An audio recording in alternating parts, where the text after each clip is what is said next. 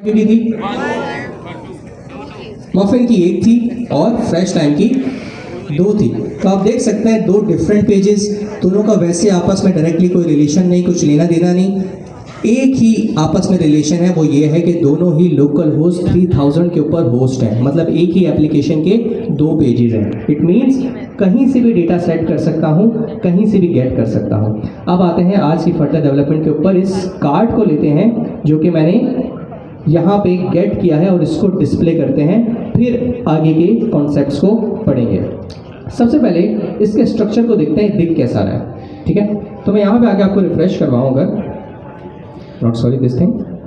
ज़रा कनेक्टेड रहिएगा, छोटी छोटी नई चीज़ें लेकिन बड़े काम की चीज़ें।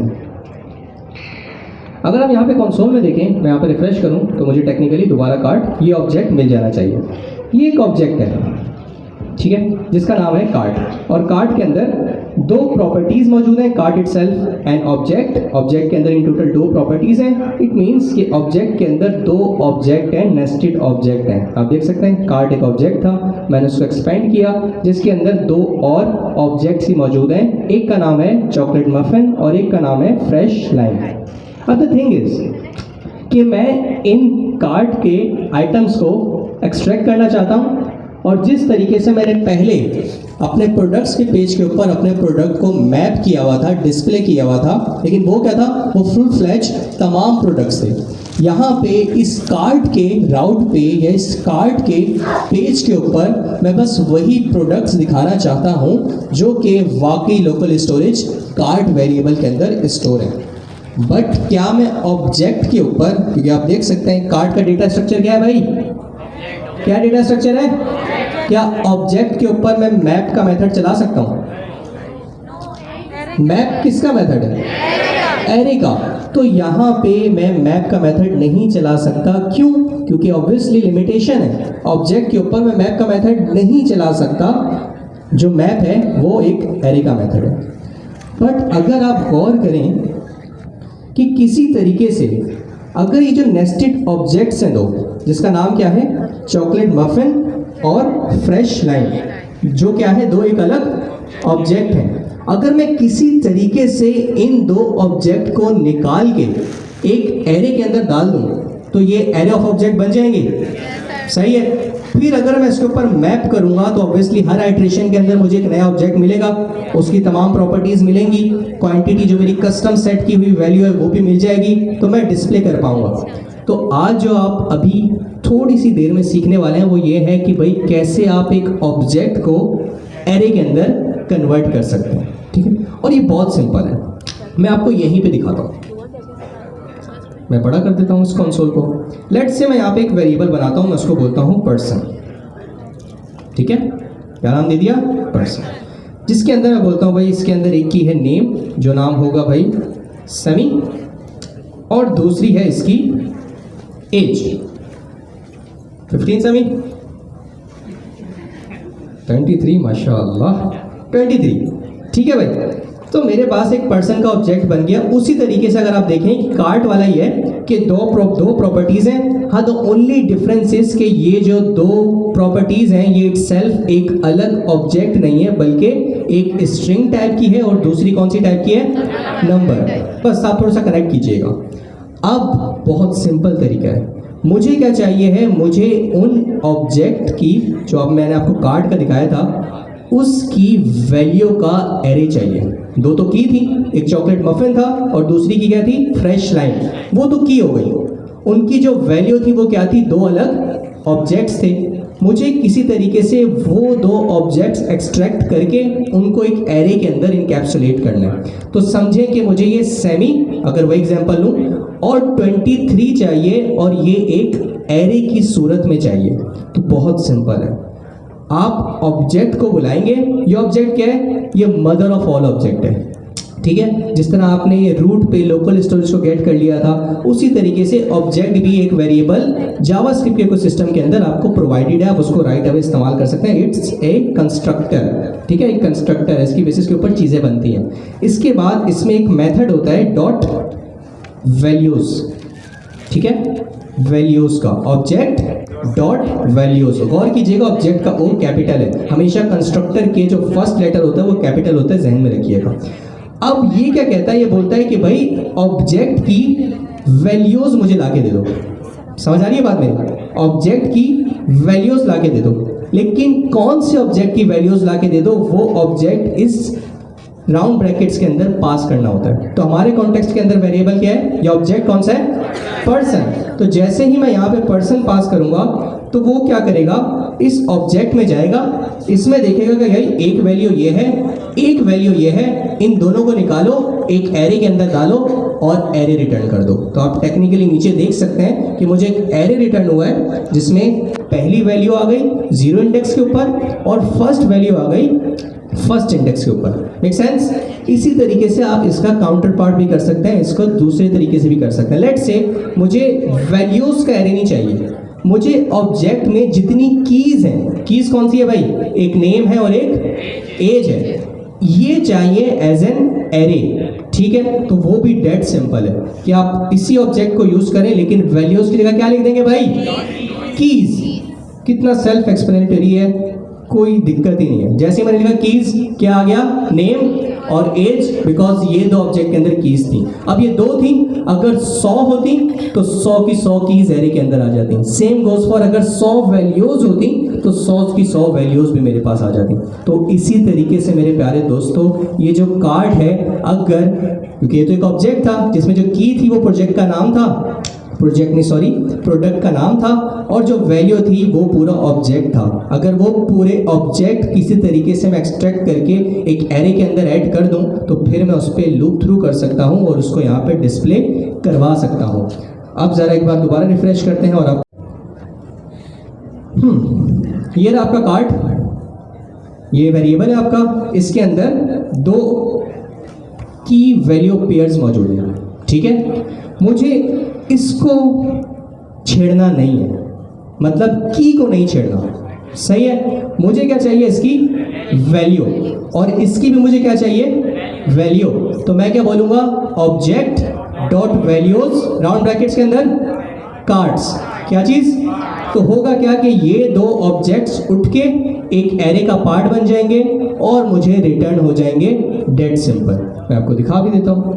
लेट्स से मेरे प्यारे दोस्तों, मैं अब बोलता हूं कि भाई ये जो कार्ड था, ऑब्वियसली मुझे इसके लिए कोई स्टेट मेंटेन करनी पड़ेगी। मैं बोलता हूं कॉन्स्ट, लेट्स से प्रोडक्ट्स और सेट प्रोडक्ट्स, यूज स्टेट, और बाय डिफॉल्ट मैं इसकी स्टेट रखता हूं एम्प्टी एरे। जब मैं यहां से लोकल स्टोरेज से कार्ड को गेट कर लूंगा, क्या कर लूंगा, कार्ड को गेट कर लूंगा, तो मैं क्या कर सकता हूं, मैं बोल सकता हूं कॉन्स्ट, ठीक है, आइटम्स, एक वेरिएबल बनाना है मैंने बीच का, दरमियान में कोई आप कुछ भी नाम दे सकते हैं, और मैं बोल सकता हूं ऑब्जेक्ट डॉट कीज या वैल्यूज।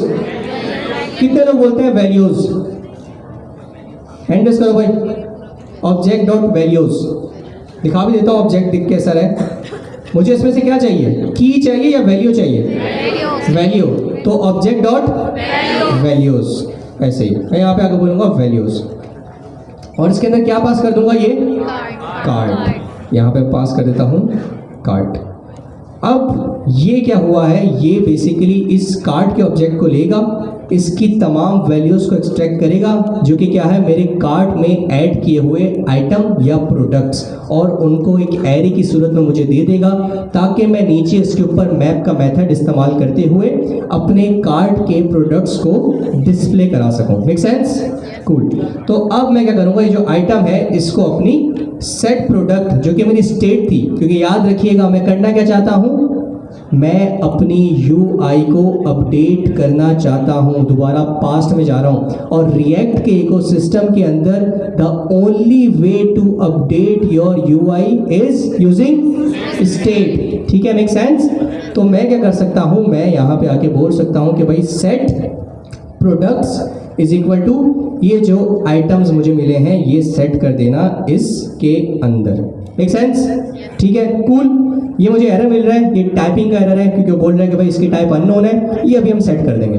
उसके अलावा कोई मसला? ठीक है, अब मैं क्या कर सकता हूं, मैं यहां पे नीचे आके डिस्प्ले करा देता हूं क्या चीज, प्रोडक्ट्स।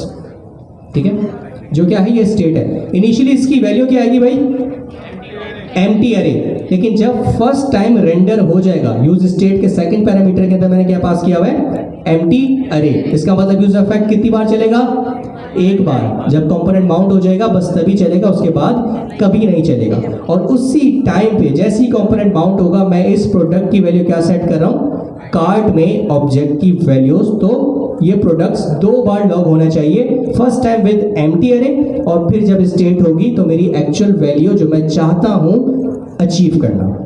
पीछे आते हैं और यहां पे आके एक बार रीलोड करते हैं।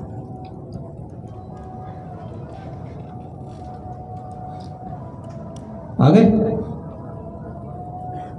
Make sense. ऊपर आप देख सकते हैं कि फर्स्ट टाइम मुझे क्या मिला, एम्प्टी ऑब्जेक्ट, क्योंकि इस प्रोडक्ट की इनिशियल वैल्यू क्या थी, एम्प्टी अरे, सॉरी एम्प्टी ऑब्जेक्ट बोल रहा था, एम्प्टी अरे। लेकिन जैसे ही कंपोनेंट रेंडर हो गया, यूज इफेक्ट चला, यूज इफेक्ट ने कार्ट में से कंटेंट लिया, ऑब्जेक्ट लिया, ऑब्जेक्ट की वैल्यूज को लिया एज एन अरे, और फिर प्रोडक्ट्स की जो हमारे पास स्टेट थी उसकी नई वैल्यू सेट कर दी। तो टेक्निकली मुझे एरे ऑफ ऑब्जेक्ट मिल गए हैं। कि अब आप देख सकते हैं यहाँ पे कंसोल के अंदर, वेयर इज द कंसोल, आप देख सकते हैं मुझे एरे मिल रहा है, और पहले के अंदर मेरे पास क्या है, फ्रेश लाइन विद क्वांटिटी 2, और सेकंड में अगर मैं थोड़ा सा नीचे आऊं तो मुझे मिल रहा है ये वाला चॉकलेट मफिन विद क्वांटिटी 1, जो कि मेरे वाकई ही लोकल स्टोरेज कार्ड के अंदर मौजूद था। Make sense. अब मैंने कुछ नहीं करना, नीचे आना है और इस कार्ड के ऊपर मैप करना है। किसके ऊपर मैप करना है, सॉरी कार्ड बोल रहा हूँ, प्रोडक्ट्स के ऊपर मैप करना है जो इस कंपोनेंट की स्टेट है। तो यहाँ पे मैं फौरन से आता हूँ, यहाँ पे आके कुछ टेलविंड HTML बनाने लगा हूँ। आपको पता है मैं HTML बहुत गंदा हूँ, तो बस बना रहा हूँ और फाइनल प्रोडक्ट देखेंगे क्या बन सकता है। मैप आप देखते हैं वो बाय डिफॉल्ट मुझे इंटेलिजेंस दे रहा है कि भाई प्रोडक्ट डॉट मैप आप इस्तेमाल कर सकते हैं। यहाँ पे मैं क्या बोलता हूँ, मैप, और मैप की ऑब्वियसली राउंड ब्रैकेट्स के अंदर मैं एक कॉल बैक फंक्शन पास कर सकता हूँ। अगर मैं आपको आसानी करूँ तो मैंने कुछ ऐसा करना है, ठीक है भाई। और हर आइट्रेशन के अंदर मुझे एलिमेंट मिलेगा, या प्रोडक्ट्स की जगह लिख देते हैं प्रोडक्ट, ठीक है, क्योंकि इंडिविजुअल इज अ प्रोडक्ट, जो कॉम्बिनेशन है वो प्रोडक्ट्स। यहाँ पर आप देख सकते हैं इट मीन्स कि फर्स्ट आइट्रेशन के अंदर मुझे ये वाला ऑब्जेक्ट मिलेगा और सेकंड आइट्रेशन के अंदर मुझे ये वाला ऑब्जेक्ट मिलेगा। अब इसको किसी भी तरीके से UI के अंदर डिस्प्ले कर देते हैं। लेट्स से मैं बोल देता हूँ कि भाई जो पेरेंट है इसको मैं बोल देता हूँ क्लास नेम फ्लेक्स, और जो नीचे है इसको मैं बोल देता हूँ, और फ्लेक्स की डायरेक्शन कर देते हैं कॉलम कर देते हैं, फ्लेक्स कॉलम, ठीक है। और यहाँ पे अब मैं फाइनली अपने जो डिव है वो डिस्प्ले कर देता हूँ with image tag. We all know कि हर ऑब्जेक्ट के अंदर एक इमेज मौजूद है, आप देख सकते हैं इमेज मौजूद है, ओके। तो ये इमेज ही ले लेते हैं कि भाई इमेज भी डिस्प्ले कर देना। नेक्स्ट इमेज, इसके अंदर सोर्स के अंदर मैं अपना URL दे देता हूँ। कैसे होगा, प्रोडक्ट डॉट इमेज।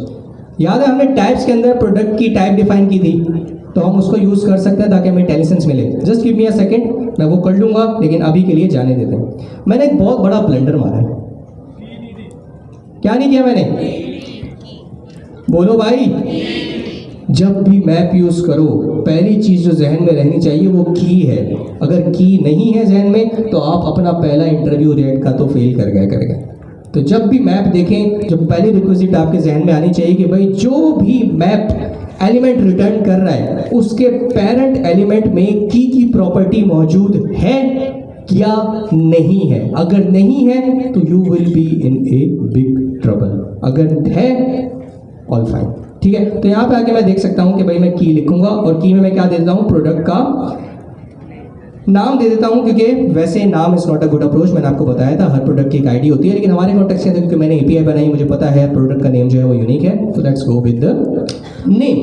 मैं यहाँ पे बोल देता हूँ प्रोडक्ट डॉट नेम, सही है। यहाँ पे मैंने ऑल्ट का टैग नहीं दिया, ऑल्ट दे देते हैं। इधर भी मैं प्रोडक्ट का नाम ही पास कर देता हूँ, प्रोडक्ट डॉट नेम, और नीचे आके यहाँ पे हाइट और विड्थ भी दे देते हैं थोड़ी छोटी छोटी, लेट्स से 100, और विड्थ भी क्या दे देते हैं 100। जैसे ही मैं यहाँ पे आता हूँ और रिफ्रेश करता हूँ, it should display the cart content. दिख रहा है भाई, ऊपर नीचे दो आइटम दिख रहे हैं, यही दो आइटम कार्ट के अंदर मौजूद थे। ऑब्वियसली एक फ्रेश लाइम है, इमेज नहीं है, घबराना नहीं है, फ्रेश लाइम की नहीं थी तो मैंने जो मिली लगा दी। और दूसरा आपके पास मफिन था, चॉकलेट मफिन था, तो आपके पास दो की इमेज तो आ गई है। Let's make it more user friendly, कि हमें कुछ समझ तो है कि क्या चल रहा है, तो थोड़ा सा पैडिंग भी दे देते हैं।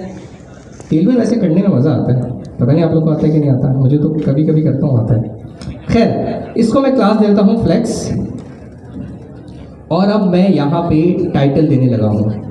Let's say paragraph product dot name. आ गए नाम भी भाई, ठीक है, साथ साथ आ गए। थोड़ा सा गैप दे देते हैं, थोड़ा सा और खूबसूरत लगेगा। फ्लेक्स के बाद मैं यहाँ पे बोल देता हूँ gap, let's say 5, let's go with 5।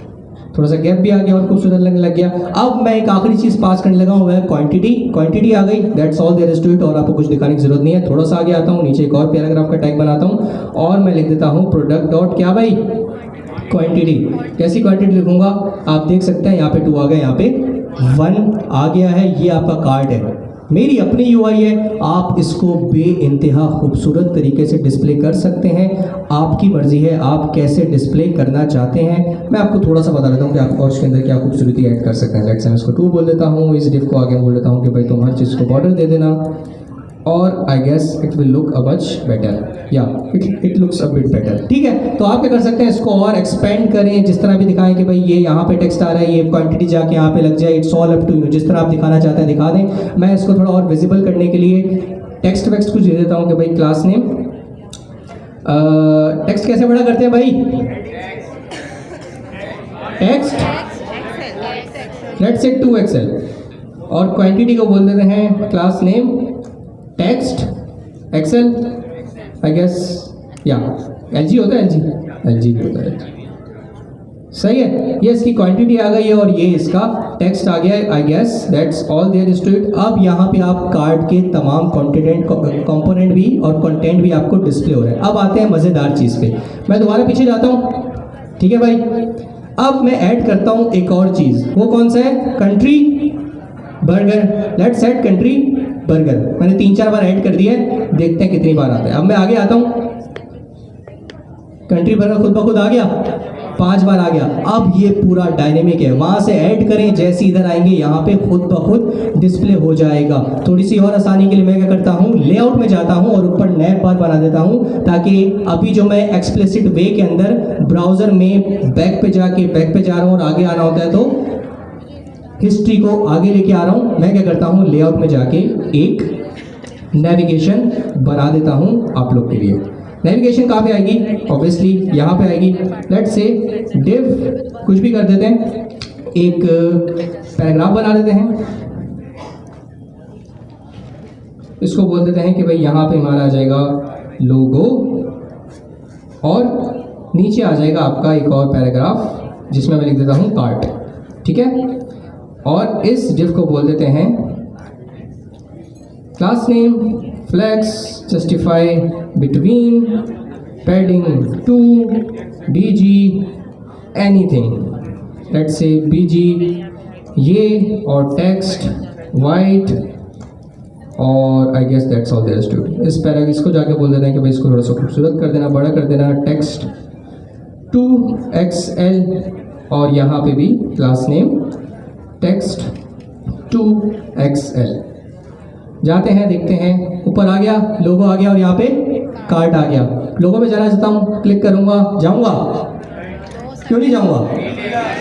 अच्छा, मैं लिटरली क्लिक कर रहा था, मतलब मैं जाके नहीं, हमने लिंक ही नहीं डाला था, हम कैसे जाएंगे भाई, फिर जादू थोड़ी चल रहा है। यहाँ पे आके मैं क्या करता हूँ, लिंक का टैग मुझे ऑब्वियसली लगाना पड़ेगा, और यहाँ पर लिखता हूँ लिंक, मेरे प्यारे दोस्तों, लिंक, और ये आएगा इसके नीचे।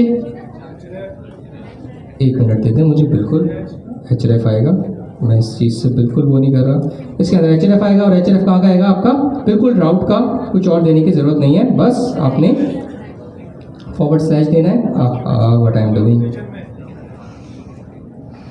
ओके, सही है भाई, ठीक है, चल जाएगा। सेम गोस फॉर, यहाँ पे आके मैं इधर आ जाता हूँ, इधर आके नीचे लिख देता हूँ, नीचे लिख देता हूँ कार्ड, और यहाँ पे क्या लिखूँगा, कार्ड। सेव करता हूँ, बस यहाँ पे जाऊँगा, होम पे आ जाऊँगा, यहाँ पे जाऊँगा, कार्ड पे आ जाऊँगा, और अब आप बैक एंड फोर्थ मूव कर सकते हैं। यहाँ से जाएं, प्रोडक्ट ऐड करें, जितने भी आपने करने हैं। लेट्स से मैं एक और जाके प्रोडक्ट ऐड कर सकूँ, कौन सा, चिकन चुप, जो हमारा सबसे फेवरेट मोस्ट रनिंग आइटम है, चिकन चुप। ये हम ऐड करते हैं, तो 2-3 बार मैंने ऐड कर दिया, पता नहीं कितनी बार ऐड किया है। जैसे ही मैं कार्ड पे आता हूँ, आप देख सकते हैं नीचे चिकन चुप आ गया, उसकी क्वांटिटी क्या आ गई है, 4। Make sense, cool. अब ये आपके ऊपर है, यहाँ पे भी आप इंक्रीमेंट डिक्रीमेंट कर सकते हैं। लेट्स से आप एक बार कार्ड पे आ गए, अब आप चाहते हैं कि भाई यहाँ से भी मैं इंक्रीमेंट और डिक्रीमेंट कर सकूँ। आपने क्या करना है, आपने इस लॉजिक पे जाना है, कौन से वाली, इस लॉजिक में जाना है। इसको थोड़ा सा 2-3 मिनट गौर से देखना है। यहाँ पे मैं क्वांटिटी इंक्रीमेंट करा रहा हूँ और 1 भी सेट करा रहा हूँ। आपने 2 बटन बनाने हैं, एक इंक्रीमेंट का और एक डिक्रीमेंट का। आपने यही पीस ऑफ फंक्शनैलिटी वहाँ पे भी लगानी है, बस वो आप देखेंगे कब 1 का इंक्रीमेंट करना है, कब 1 का डिक्रीमेंट करना है, और कब क्वांटिटी जब 1 से भी ड्रॉप करे तो वो ऑब्जेक्ट का आइटम ही रिमूव कर देना है। ये मैं बस आपको बता रहा हूँ, करना आपने है। Does it make sense? ठीक है, तो ये था मेरे प्यारे दोस्तों आपकी ऐड टू कार्ट की फंक्शनैलिटी। अब पॉसिबिलिटीज क्या हैं, अब हम क्या कर सकते हैं, अब हम ये कर सकते हैं, हम चेकआउट कर सकते हैं। चेकआउट का मकसद क्या है कि हम एक्चुअल परचेज की तरफ जा सकते हैं। आप देखें कि वाकई अगर आपने पिछले तमाम कॉन्सेप्ट्स को पढ़ा है तो आपको ये तमाम चीज़ें क्लिक भी करेंगी, आपको समझ भी आएगी। इफ़ यू फील लाइक कि यार मुबशिर इधर भी तो 2 नई चीज़ें पढ़ा दी, object dot values, object dot keys, तो मैं दोबारा ये बोलूँगा बड़ी माजरत के साथ कि आप बेवकूफ़ हैं। आप कोई भी, ट्रस्ट मी, अगर आज मैं कैलकुलेटर भी बनाने जाऊँगा ना 5-6 साल के बाद, तो मुझे आज भी कुछ नया सीखने को मिलेगा। तो आप कैसे अपनी बाउंड्री को लिमिट कर सकते हैं कि भाई जो पढ़ाया इसी में नहीं, तमाम जो भी फीचर बनवा रहे हो, जो भी प्रोडक्ट बनवा रहे हो, इसी के अराउंड बनवाओ, एक भी नई चीज़ मुझे सीखने को ना मिले। अगर सीखने को मिल रही है इसका मतलब तुम्हारी गलती है, तो आप बेवकूफ़ हैं, आप गलत फील्ड के अंदर आ गए। सॉरी, आपने अपने 6 महीने वेस्ट किए हैं। 2 चीज़ें आपके बिहेवियर के अंदर होनी चाहिए अगर आप इस फील्ड के अंदर आए। एक पेशेंस, क्यों, क्योंकि आप कोई क्लाइंट डीलिंग नहीं कर रहे, आपके सामने कोई बंदा नहीं है।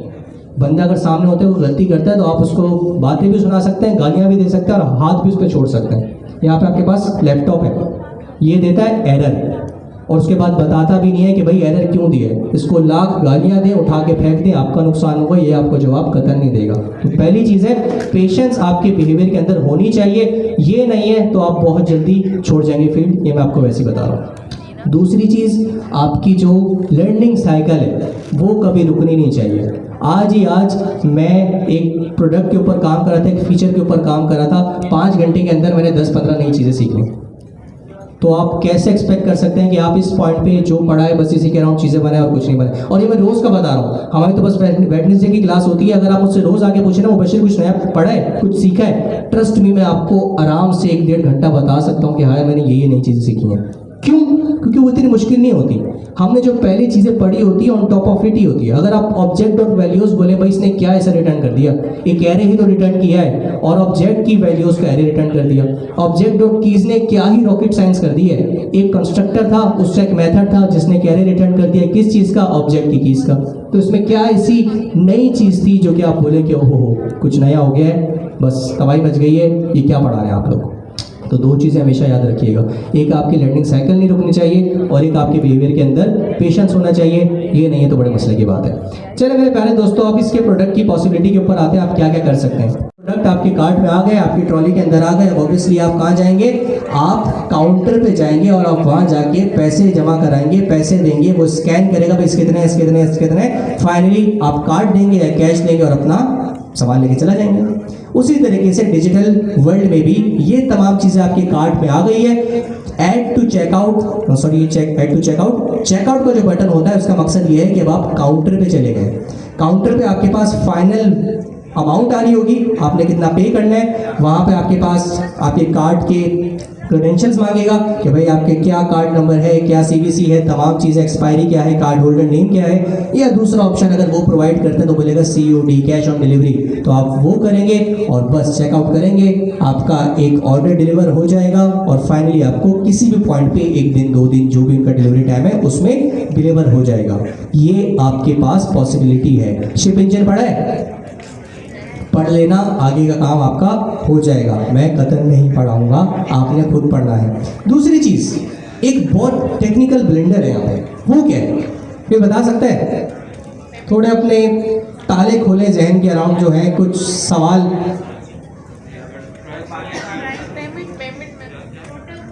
पेमेंट आगे की बात है, ट्रस्ट मी, बहुत पीछे की बात बता रहा हूँ। एक बहुत बड़ा ब्लेंडर हमारा है,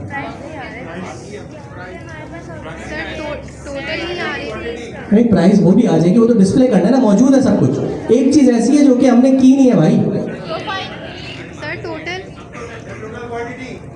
कौन ऑर्डर प्लेस कर रहा है? यूजर कौन है भाई? आप जाके ऑर्डर करते हैं तो उनको पता, अब ये नहीं है कि भाई सभी ऑर्डर कर रहे हैं, मेरे पास ऑर्डर प्लेस हो रहा है, ऐसा होता है कभी? आपने किया है, आप ही सभी अगर कार्ड से ऑर्डर कर दे और मुझे डिलीवर हो जाए तो मैं खुश भी हूँ कि हाँ भाई। अगर COD किया हुआ तो फिर मसले की बात है। तो भाई किसने ऑर्डर किया है पता तो चले। डिजिटल वर्ल्ड के अंदर ये कैसे करें, किस तरह पता लगाएं? ये जो मौसूफ है जो कि 2 फ्रेश लाइन चाह रहे हैं, 1 चॉकलेट मफन चाह रहे हैं, 5 बर्गर चाह रहे हैं, ये कौन है? Make sense?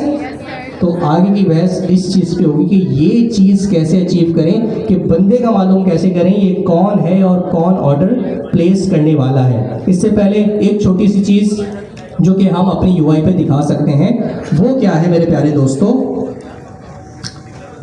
आपकी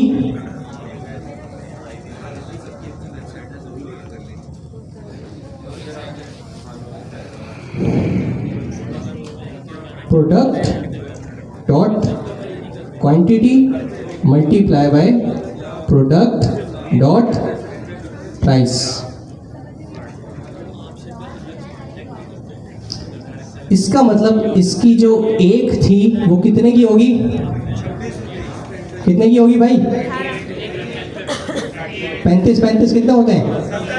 70। तो 3 और डाल लो, 38 की होगी ना यार। 38 की एक थी, मतलब 2 कितने की हो गई? 76 की। सेम गोज फॉर ये कितने की होगी? 14 की। ठीक है, सेम गोज फॉर ये एक कितने की होगी? 100, कौन बताएगा? 225 है, 5 है यार, ऑड है, it's mean it's going to be there going to be a decimal point. Okay, so 48 मतलब 24। तो आपने नहीं, मैं बहुत बड़ा ब्लेंडर मार रहा हूँ ना यार, क्वांटिटी 5 है। ओके, सो डिवाइड बाय 5 करेंगे तो आएगी। तो अब आप इस तरह की चीज़ें अचीव कर सकते हैं। मैंने क्या किया है, हर प्रोडक्ट की इंडिविजुअल मुझे क्या कॉस्ट पड़ रही है वो मैंने अचीव कर लिया है। क्या किया है मैंने? इसकी प्राइस मल्टीप्लाई बाय इसकी क्वांटिटी के साथ, कि भाई ये 2 मैंने लिया तो ये कितने की पड़ रही है, ये 1 लिया है तो ये 28 का पड़ रहा है, ये 5 लिया है तो कितने का पड़ रहा है? 2 का। सेम गोज फॉर ये 4 लिए तो कितने की पड़ रही है? 45 की। अब नीचे आप क्या कर सकते हैं, इन सब का टोटल लें और नीचे डिस्प्ले करा दें कि भाई आपको टोटल अमाउंट क्या पड़ रही है, ये आप करेंगे। ठीक है, एंडलेस पॉसिबिलिटी, ट्रस्ट में बस आपका जहन का खुला होना ज़रूरी है, आप कुछ भी कर सकते हैं। यहाँ पे ऑब्वियसली इस यूज़र को समझ नहीं आ रहा, आप बता सकते हैं, यहाँ पे पहले लिखिए क्वांटिटी इज इक्वल टू 1। इसको भी अच्छे से डिस्प्ले करा सकते हैं कि भाई क्वांटिटी मल्टीप्लाई बाय प्राइस का फॉर्मूला हमने लगाया है तो ये डिस्प्ले हो रहा है। और सबसे नीचे आप क्या दिखा सकते हैं? टोटल वो क्या होगा, इन सब का एक्यूमुलेशन होगा, जितने भी क्वांटिटी मल्टीप्लाई बाय प्राइस थी सबका एक्यूमुलेट करके आप फाइनल वैल्यू भी डिस्प्ले करा सकते हैं। डेट सिंपल मैथ है, कोई रॉकेट साइंस नहीं है। Make sense? ठीक है, अब जरा अपने असल मुद्दे पे आते हैं। वो क्या है कि यार पता कैसे लगाएं यूजर कौन है, कौन ऑर्डर कर रहा है, और फाइनली जब ऑर्डर कर लेगा तो किस नाम से, लेट्स से ये जो प्रोडक्ट है ये इनकी वेबसाइट है। अब अगर मैंने ऑर्डर कर दिया है तो सभी को कैसे पता चले भाई किस बंदे ने ऑर्डर करना है, किसको डिलीवर करना है, उसकी ईमेल, उसकी कोई यूनिक आइडेंटिफायर जिसकी बेस के ऊपर मैं जाना जा सकूं, पहचाना जा सकूं कि हाँ भाई मुबशिर है जिसने फ्रेश लाइन चॉकलेट मफिन और कंट्री बर्गर ऑर्डर किया। किसी के जहन में कोई चीज़ कि यार ये कैसे अचीव कर सकते हैं? ऑथेंटिकेशन और user ID, user ID. User होगा तो यूज़र आईडी ना, अब है ही नहीं तो कहाँ से यूज़र आईडी है। ठीक है, सही है। तो टेक्निकली जो कॉन्सेप्ट है वो सभी आपको बताएंगे। इससे पहले 3 मिनट का ब्रेक अभी तक जो भी पढ़े एंड 2 मिनट और पढ़ लें, टोटल 5 मिनट। 3 मिनट साथ वाले को बताएं क्या क्या पढ़ा है, क्या क्या अचीव किया, लोकल स्टोरेज क्या थी, किस तरह object dot keys, object dot values थी, किस तरह ये कंटेंट यहाँ पे डिस्प्ले हो रहा है, किस तरह क्वांटिटी और जो फॉर्मूला आप लगा सकते हैं वो। 2 मिनट बस अपने आप को इस चीज़ के दें कि आप अगर ये वेबसाइट मैं आपको दूँ, अगर आपको इसकी एक्सपेंशन करनी पड़े, आपको इसके अंदर फीचर सेट्स ऐड करने पड़े, आप इसको और यूआई फ्रेंडली बना सकें, तो क्या क्या चीज़ें हैं जो कि आप ऐड कर सकते हैं, उसको लिखें, सोचें और एक जगह लिख दें, क्योंकि गिटहब की रिपो इसी हालत में आपको मिलेगी। आप इसके साथ बेतहाशा खेलकूद कर सकते हैं, ट्रस्ट में, टेक्निकल बाउंड्रीज के अंदर आप इसके साथ पता नहीं क्या क्या कर सकते हैं। When it comes to e commerce के अंदर पॉसिबिलिटी बेतहाशा होती है। तो 3 मिनट साथ वाले को समझाएं, 2 मिनट अपने आप को दें कि क्या क्या और इसके अंदर हम कर सकते हैं। ऑर्डर प्रिपेयर हो जाए तो इस बंदे को ही डिलीवर करना है।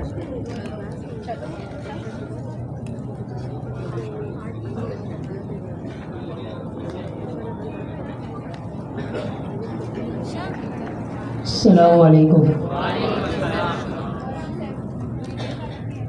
अच्छा जी, अभी तक हमने देखा है कि हमने प्रोडक्ट्स को कार्ट में ऐड तो कर लिया, लेकिन मेजर इशू यहाँ पे ये है कि हम किस तरह आइडेंटिफाई करें कि जो कार्ट में प्रोडक्ट्स रखे हुए हैं वो किस पर्टिकुलर यूज़र के हैं। ठीक है, तो हमारे पास बहुत सारे तरीके होते हैं। ठीक है, आप जो है वो एक यूज़र्स का एक जो है समझिए डेटाबेस टाइप का बना लें। ठीक है, यहाँ पर आप कोई भी मैकेनिज़्म इस्तेमाल कर सकते हैं। आज हम जो मैकेनिज़्म देखेंगे वो हम देखेंगे क्लर्क बेसिकली करता क्या है, हम उसको देखेंगे, पहले उसको समझेंगे, उसके बाद हम उसको प्रैक्टिकली करके देखेंगे कि उससे जो है हमारी प्रॉब्लम किस तरह सॉल्व हो रही है। ठीक है, तो हमारे पास जो है वो सबसे पहले क्लर्क जो एक सर्विस है। ठीक है, वो हमें क्या प्रोवाइड करता है कि हमें ऑथेंटिकेशन ऑथराइजेशन की जो है वो मैकेनिज़्म प्रोवाइड करता है। ठीक है, उससे हम बेतहाशा काम कर सकते हैं। हम अपने लॉगिन साइनअप पेजेस भी बना सकते हैं। उसमें pre build login signup pages होते हैं, आपको ज़रूरत नहीं होती कि खुद से आप बैठ के जो HTML CSS से आप जो है वो लॉगिन पेज बनाएं, उसके फॉर्म वैलिडेशन करें, वो सारी चीज़ें। ठीक है, उसके बाद हमारे पास उसके अंदर राउट प्रोटेक्शन होती है। जाहिर सी बात है, आप वेबसाइट्स पे जाते हैं, ठीक है, आप दराज पे जाएं, आपने कोई प्रोडक्ट को ऐड किया, जब आप चेकआउट पे जाते हैं वो आपको कहता है फर्स्ट लॉगिन करें या साइनअप करें, आप हैं कौन। ठीक है, तो उसके लिए हम क्या करेंगे, राउट को हम प्रोटेक्ट कर रहे होते हैं। वो उन्होंने राउट प्रोटेक्ट किया हुआ होता है कि आप जो है चेकआउट उस वक्त तक नहीं कर सकते जब तक कि आप लॉगिन या साइनअप नहीं हो। तो अब हम क्या देखेंगे, ऑथेंटिकेशन और ऑथराइजेशन। ऑथेंटिकेशन होता क्या है,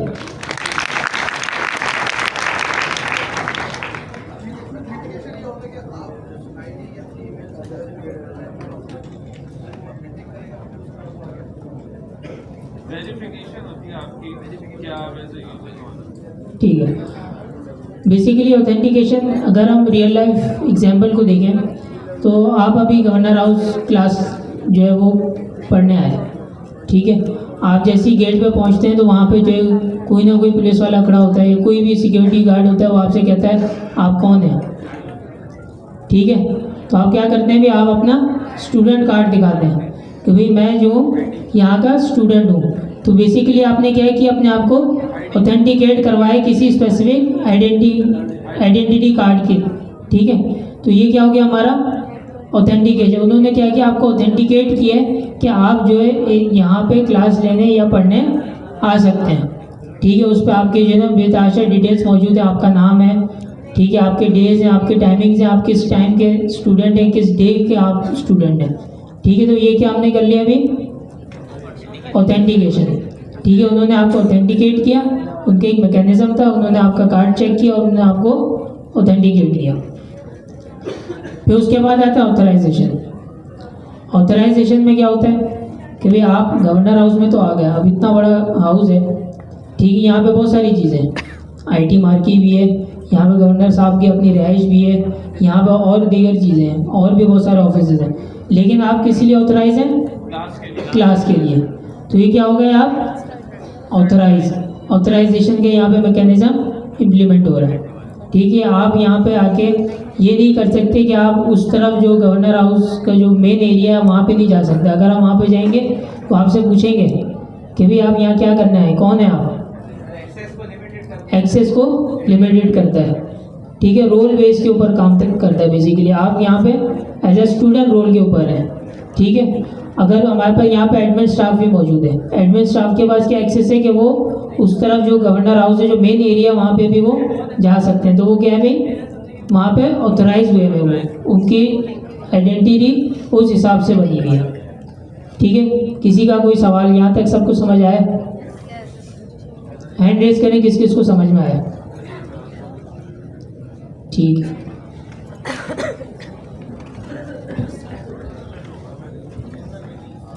अच्छा, ज़बरदस्त। I guess that's all there is to it. यही था।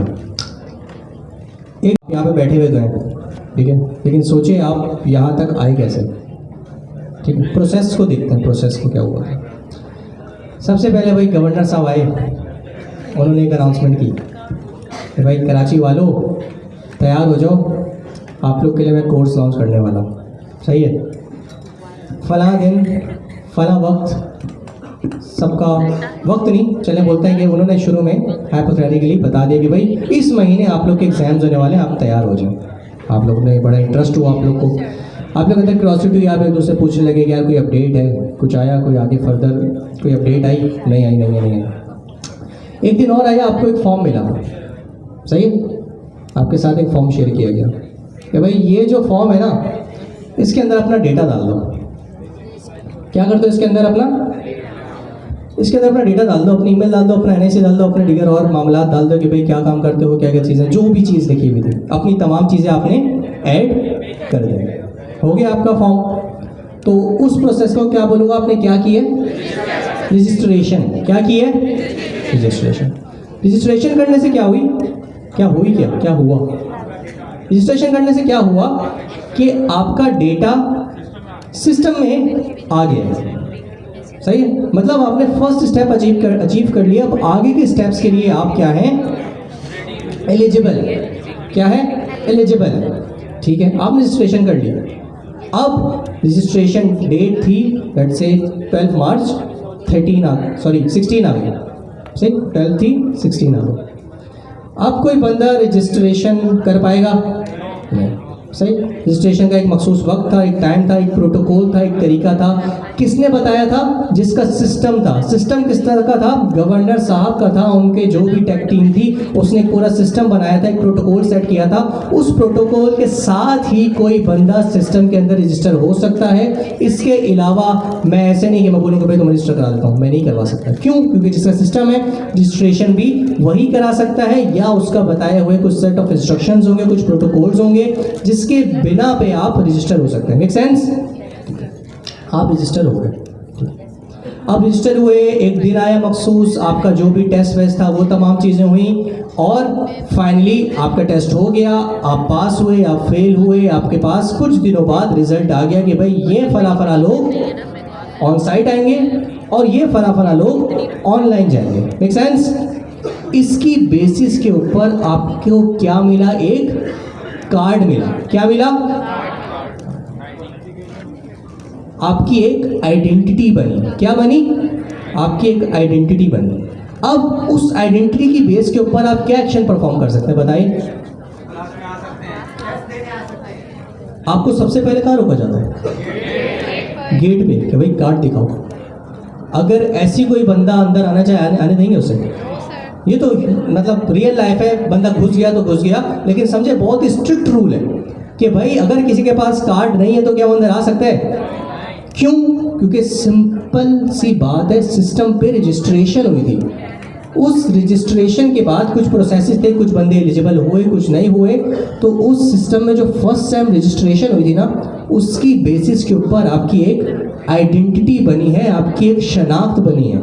इस शनाख्त की बेस के ऊपर ही आप इस गवर्नर हाउस के अंदर आ सकते हैं। क्या आ सकते हैं इस गवर्नर हाउस के अंदर आ सकते हैं। आप वहाँ से इंटर होते हैं और मार्की में डायरेक्ट आते हैं। अब मैं अगर आपसे पूछूं, यहाँ पे एक हॉल, इसको क्या बोलते हैं, दरबार हॉल, क्या ये जो आपके पास कार्ड है, आइडेंटिटी कार्ड है, क्या आप इसकी बेसिस के ऊपर दरबार हॉल जा सकते हैं?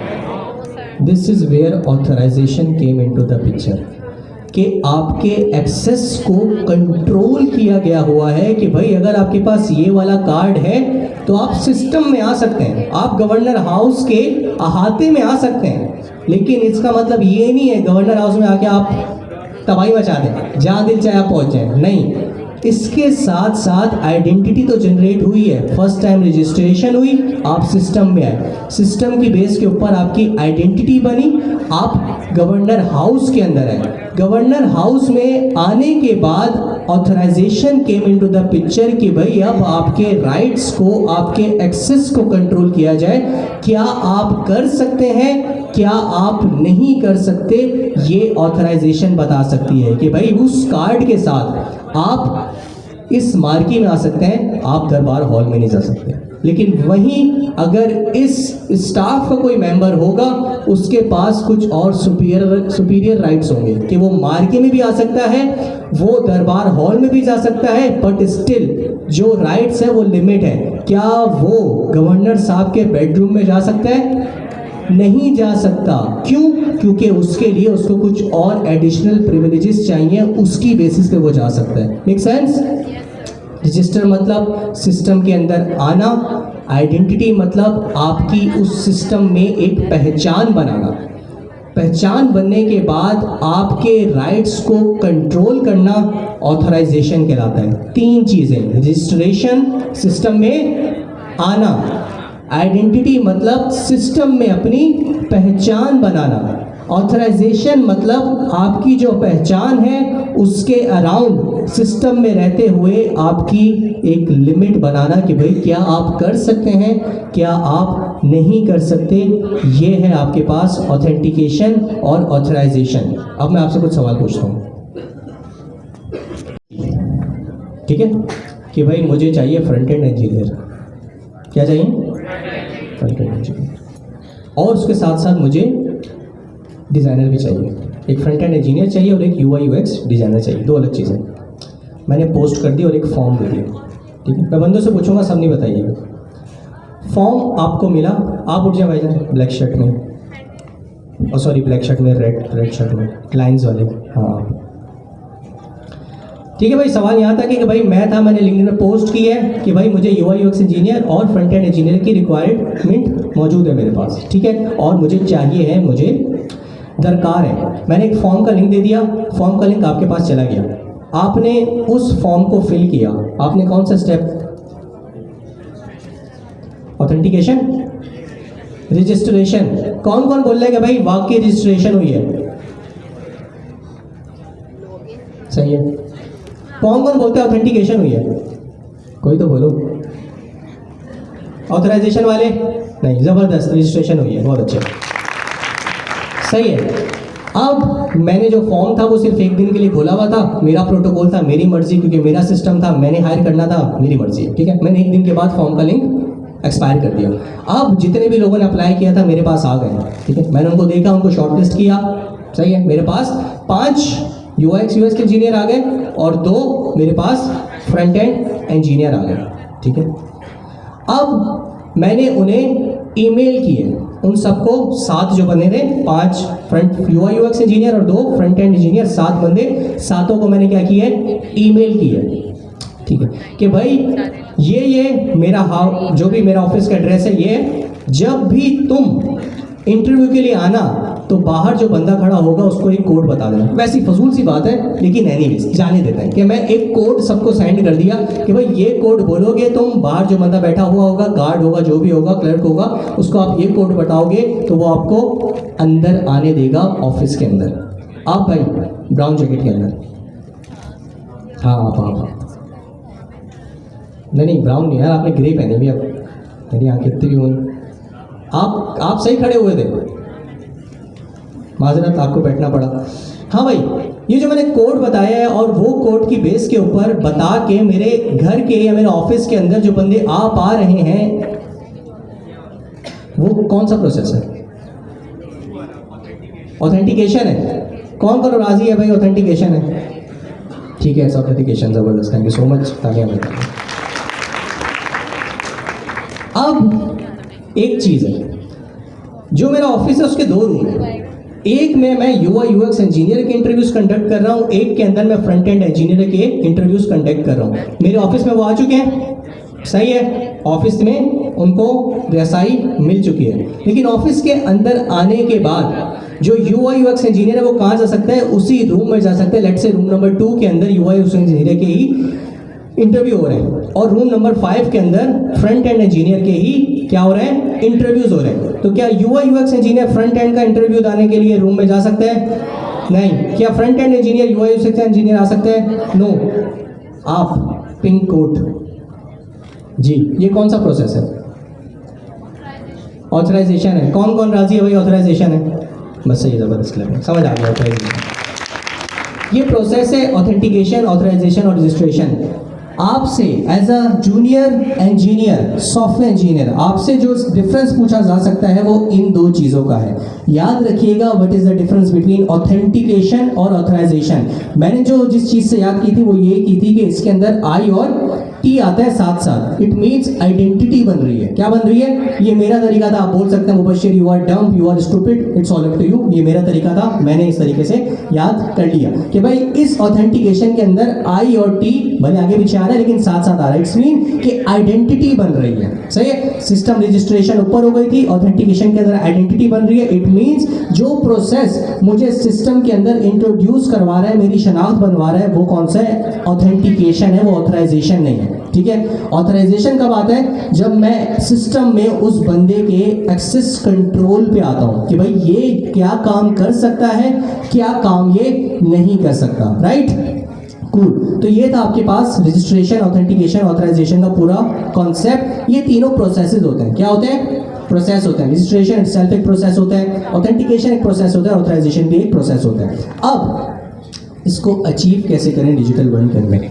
इसको कैसे हम वाकई इम्प्लीमेंट करें ताकि हम यूज़र को पहले रजिस्टर करवाएं, हमारे सिस्टम पे आ जाए, फिर उसको आइडेंटिफाई कर सकें कि क्या वाकई ये कौन सा यूज़र है, कौन है, इसका नाम क्या है, इसका पता क्या है, जो भी चीज़ें मुझे चाहिए, और फिर ये चीज़ मेक श्योर कर सकें कि ये बंदा क्या काम कर सकता है और क्या काम नहीं कर सकता। अब एक तरीका तो यह है कि आप इसको फ्रॉम स्क्रैच खुद इम्प्लीमेंट कर सकते हैं। ठीक है, आप अपना डेटाबेस बनाएं, आप एक फॉर्म बनाएं, रजिस्ट्रेशन फॉर्म होगा, उस फॉर्म के थ्रू आप यूज़र का डेटा गैदर करें और उसको डेटाबेस के अंदर सेव करवा दें। खुद ही कुछ मैकेनिज्म बनाएं, एक उसकी आइडेंटिटी जनरेट करें, वो आइडेंटिटी उसके साथ शेयर कर दें। जिस तरह मैंने आपको बताया था कि आपको कार्ड मिला है, कार्ड जनरेट किसने किया? सिस्टम ने। दिया किसको? आपको। उसी तरीके से जब मेरे सिस्टम के ऊपर बंदा रजिस्टर हो गया तो मैंने किसी मैकेनिज्म की बेस के ऊपर उसकी कोई आइडेंटिटी बनाई और उसके साथ शेयर कर दी। Make sense? अब जब भी वो मेरे सिस्टम पे आएगा उसको ये आइडेंटिटी शो करनी पड़ेगी ताकि मैं पहचान सकूं कि भाई वाकई ये बंदा मेरे सिस्टम पे मौजूद है या नहीं है। ये पहला स्टेप होता है। ठीक है।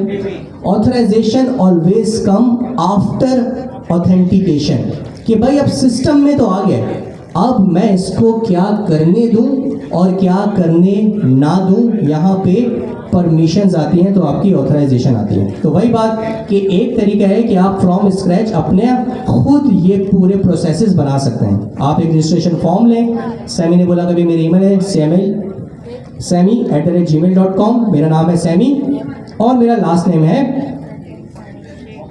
शेख। क्या बात, सही है। तो सैमी शेख जो है ये नाम, फर्स्ट नेम और लास्ट नेम ना हो गए और ईमेल की आ गई इनका जो भी ईमेल था वो, और चौथी चीज़ मैंने ले ली अपना पासवर्ड बता दें आप। ठीक है। अब ये चारों चीज़ें इन्होंने मुझे दी, ये वाला प्रोसेस चल रहा है। मैंने क्या किया, इनके डेटा को डेटाबेस के अंदर स्टोर किया अपने, और इन चारों या 2 या 1 जो भी मुझे प्रॉपर्टी सबसे ज़्यादा सही लग रही थी, मेरी ये वैलिड थी, मुझे मेक सेंस था उस पर, तो मैंने उसको एक्सट्रैक्ट किया और उसकी बेस के ऊपर कोई आइडेंटिटी बनाई। अभी आप इसको भूल जाए क्या बनाई कैसे बनाई, बस कोई आइडेंटिटी बनाई और वो आइडेंटिटी बना के मैंने सैमी के साथ शेयर कर दी। लेट्स से मैंने बोला कि भाई सैमी तुम्हारी आइडेंटिटी है 501। क्या आइडेंटिटी है? 501। हालांकि इसने फॉर्म के अंदर कहीं 501 नहीं लिखा था, लेकिन मैंने अपने सिस्टम पे अपने प्रोटोकॉल की बेस के ऊपर इसकी आइडेंटिटी बना दी। वो क्या थी? 501। अब होगा क्या? अब ये होगा कि जब भी मेरे सिस्टम पे ये एपीआई कॉल करेगा, क्या करेगा?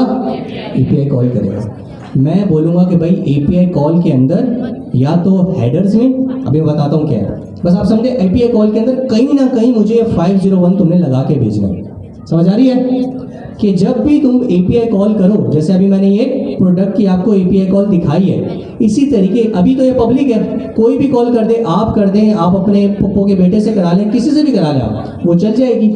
लेकिन अगर मैं जो सिस्टम है वो उसके अराउंड कुछ सिक्योरिटी कंसर्न्स है, कुछ गवर्नेंस है, कुछ बॉडी है इस तरह की जो कि इम्प्लीमेंट करती हैं इस तरह के प्रोटोकॉल, अगर ऐसा कोई सिस्टम है तो मुझे सिर्फ जो बंदे मैं जानता हूं उनको ही सिस्टम में आने दूंगा, पब्लिक एक्सेस में नहीं रखूंगा। तो मैंने इसको दे दिया 501 इसकी आइडेंटिटी है। अब मैं बोलूँगा जब भी तुम एपीआई कॉल करो ना, अभी दिखा भी देता हूँ, लेट्स से मैं आ जाता हूँ कहाँ पे मेरे प्यारे दोस्त, ये रहा मेरा पेज।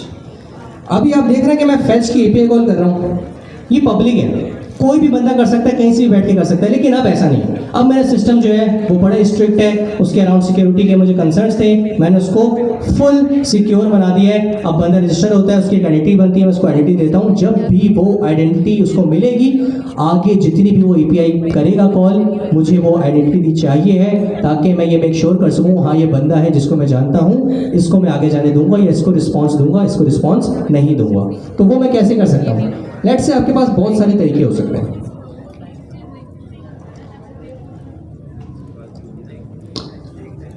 जब आप एपीआई कॉल करते हैं ना, तो एपीआई कॉल के बहुत सारे सेगमेंट्स होते हैं, सही, बहुत सारे सेगमेंट्स होते हैं, बहुत सारे सेक्शंस होते हैं, बहुत सारे पोर्शंस होते हैं। एक तो यूआरएल होता है जिस पे आप कॉल कर रहे हैं, जो आपकी एक्चुअल रिक्वेस्ट का एंड पॉइंट होता है। एक होता है रिक्वेस्ट हेडर, सही। रिक्वेस्ट हेडर के अंदर आप एडिशनल इन्फॉर्मेशन पास कर सकते हैं कि भाई जो डेटा मुझे चाहिए है उसका कंटेंट टाइप क्या होना चाहिए, वो टेक्स्ट के अंदर होना चाहिए, वो जेसन के अंदर होना चाहिए, वो बफर के अंदर होना चाहिए, वो किसी भी फॉर्मेट में होना चाहिए, आप वो भेजते हैं। इसके अलावा हेडर्स के अंदर आप अपनी आइडेंटिटी भी भेज सकते हैं। तो मैं क्या कर सकता हूँ, मैं बोल सकता हूँ ये जो फैच होता है ना, फैच भी 2 पैरामीटर एक्सपेक्ट करते हैं। पहला पैरामीटर क्या होता है आपका, ऑब्वियसली एंड पॉइंट जो आप कॉल करना चाहते हैं। इसके बाद आप कॉमा देके एक ऑब्जेक्ट भी पास कर सकते हैं। इस ऑब्जेक्ट के अंदर जो मैंने आपको एडिशनल चीज़ें बताई है ना, कि हेडर जा सकता है, बॉडी जा सकती है और दीगर चीज़ें जा सकती हैं, वो आप इस ऑब्जेक्ट के अंदर पास कर सकते हैं। अब ये बॉडी से क्या मुराद है? बॉडी से मुराद ये है कि जब आप पुट की या पोस्ट की कॉल करते हैं। अभी मैं कौन सी कॉल कर रहा था? गेट की। गेट का मकसद ये है कि भाई ये एंड पॉइंट हिट किया, रिस्पॉन्स आया, सीधा सीधा काम। लेकिन लेट्स से अगर मुझे कोई चीज़ क्रिएट करनी है, तो जो चीज़ क्रिएट करनी है वो भेजनी भी तो होगी। एंड पॉइंट तो वो है जो उसको एंटरटेन कर रहा है, लेकिन मुझे बॉडी भी तो भेजनी होगी कि भाई इस एंड पॉइंट पे ये डेटा लेके जाओ और ये एंटिटी बना दो।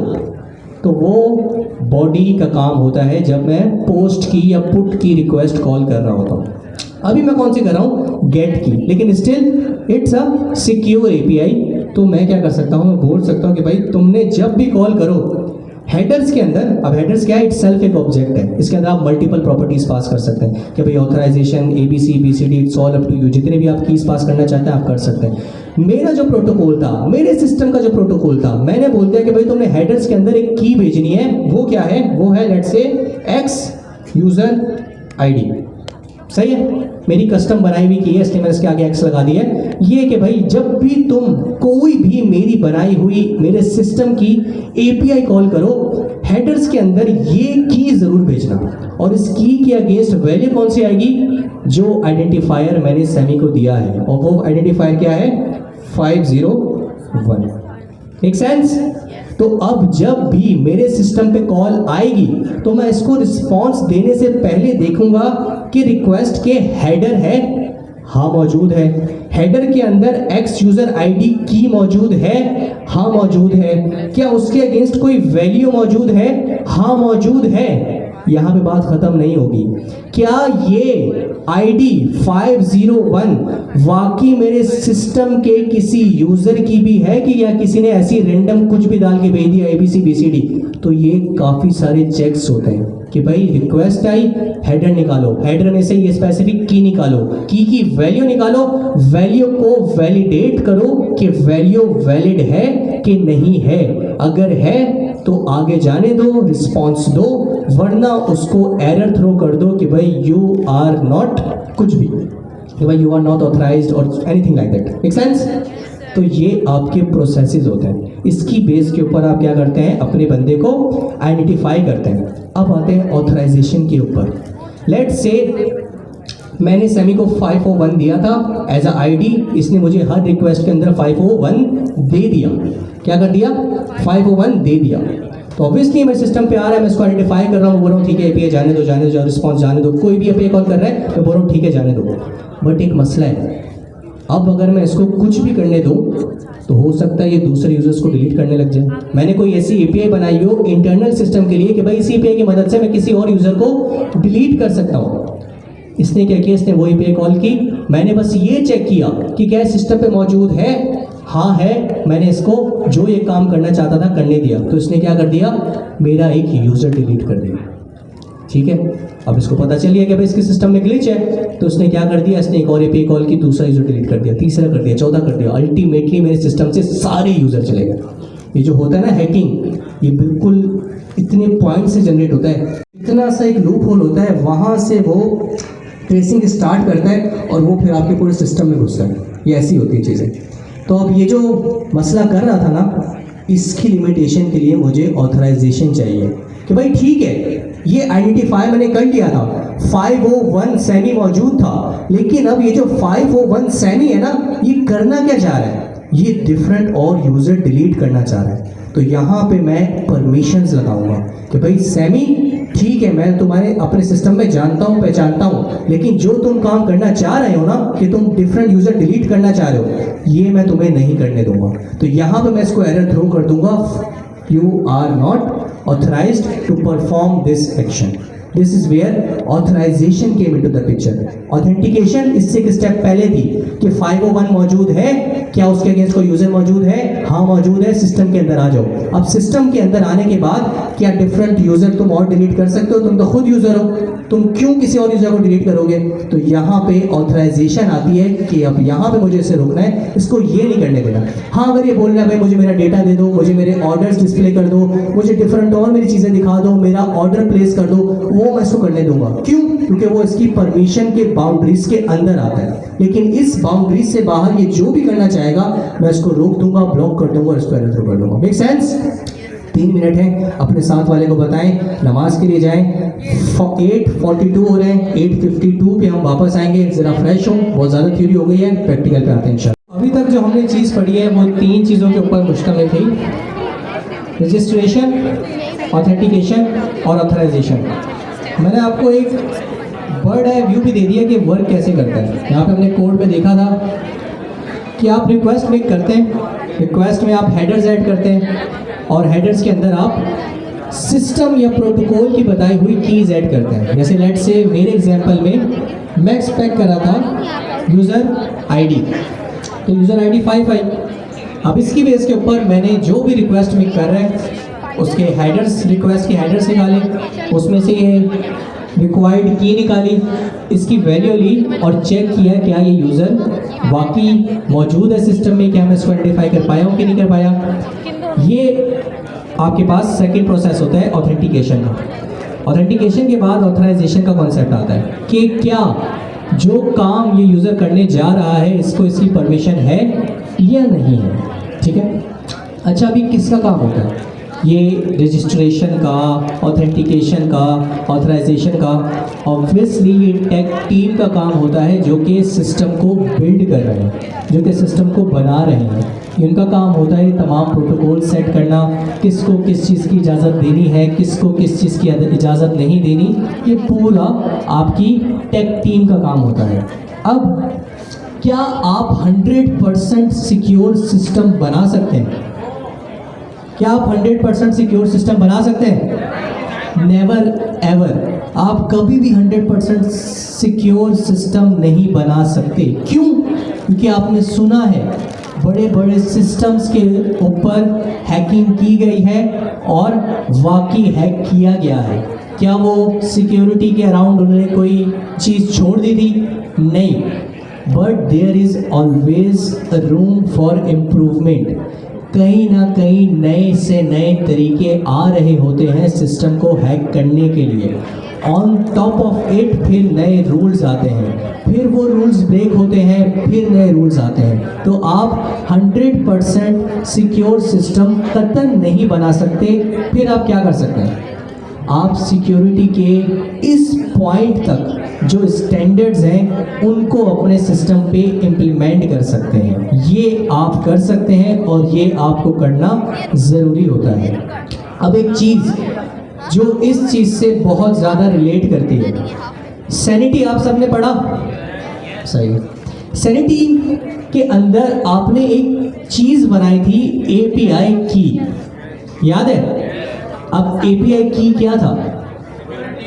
API की यही थी कि जब आप सैनिटी से कम्युनिकेट कर रहे होंगे तो ये API की जो मैंने तुम्हें जनरेट करके दी है, ये हर रिक्वेस्ट के अंदर मुझे सेंड करना, ताकि मैं आइडेंटिफाई कर सकूं तुम कौन हो, तुम्हारी एप्लीकेशन कौन सी है और किस एप्लीकेशन का एक्सेस तुम्हें है और किसका नहीं है। क्योंकि हो सकता है सैनिटी पे आपने भी ऐप बनाई हो, आपने भी ऐप बनाई हो, आपने भी ऐप बनाई हो।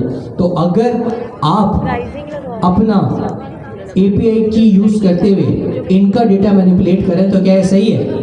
नहीं। तो जो API की दी थी उसमें फर्स्ट टाइम चेक होता है कि आप क्या चीज़ एक्सेस करना चाह रहे हैं, ठीक है, और आपकी API की वैलिड है कि नहीं है। API की वैलिड है, ऑथेंटिकेशन हो गई है। लेकिन अब देखा जाएगा आप करने क्या चाह रहे हैं। भाई आप किसी और के डेटा को मैनिपुलेट करना चाह रहे हैं तो यहाँ पे आपको रोका जाएगा कि आपको ये नहीं करने दिया जा सकता, क्योंकि आपकी API की के अराउंड बाउंड्री है। आप बस ब्लॉक्स के अंदर डेटा अपडेट कर सकते हैं, लेट्स से प्रोडक्ट्स के अंदर डेटा अपडेट नहीं कर सकते। इसी चीज़ से एक और बात जहन में रखें, ये जो यहाँ पे मैंने आपको ID बताई या सैनिटी की आपको API की मिली, ये आपके पासवर्ड्स होते हैं। आपने ये चीज़ कतन किसी के साथ शेयर नहीं करनी है, आपको बड़े बड़े लॉस हो सकते हैं। ट्रस्ट मी, आपकी सोच है आपको कितने बड़े बड़े लॉस हो सकते हैं। हमारे सर्कल में ही एक जानने वाले थे, उन्होंने अपना, पता नहीं मैंने पहले भी बताया कि नहीं बताया, AWS के अकाउंट्स के क्रेडेंशियल शेयर कर दिए थे। क्या कर दिए थे? शेयर। ओवरनाइट उनको $10,000 का बिल चार्ज हुआ था। $10,000 कन्वर्ट कर लीजिएगा कितने बनते हैं? $10,000 ओवरनाइट।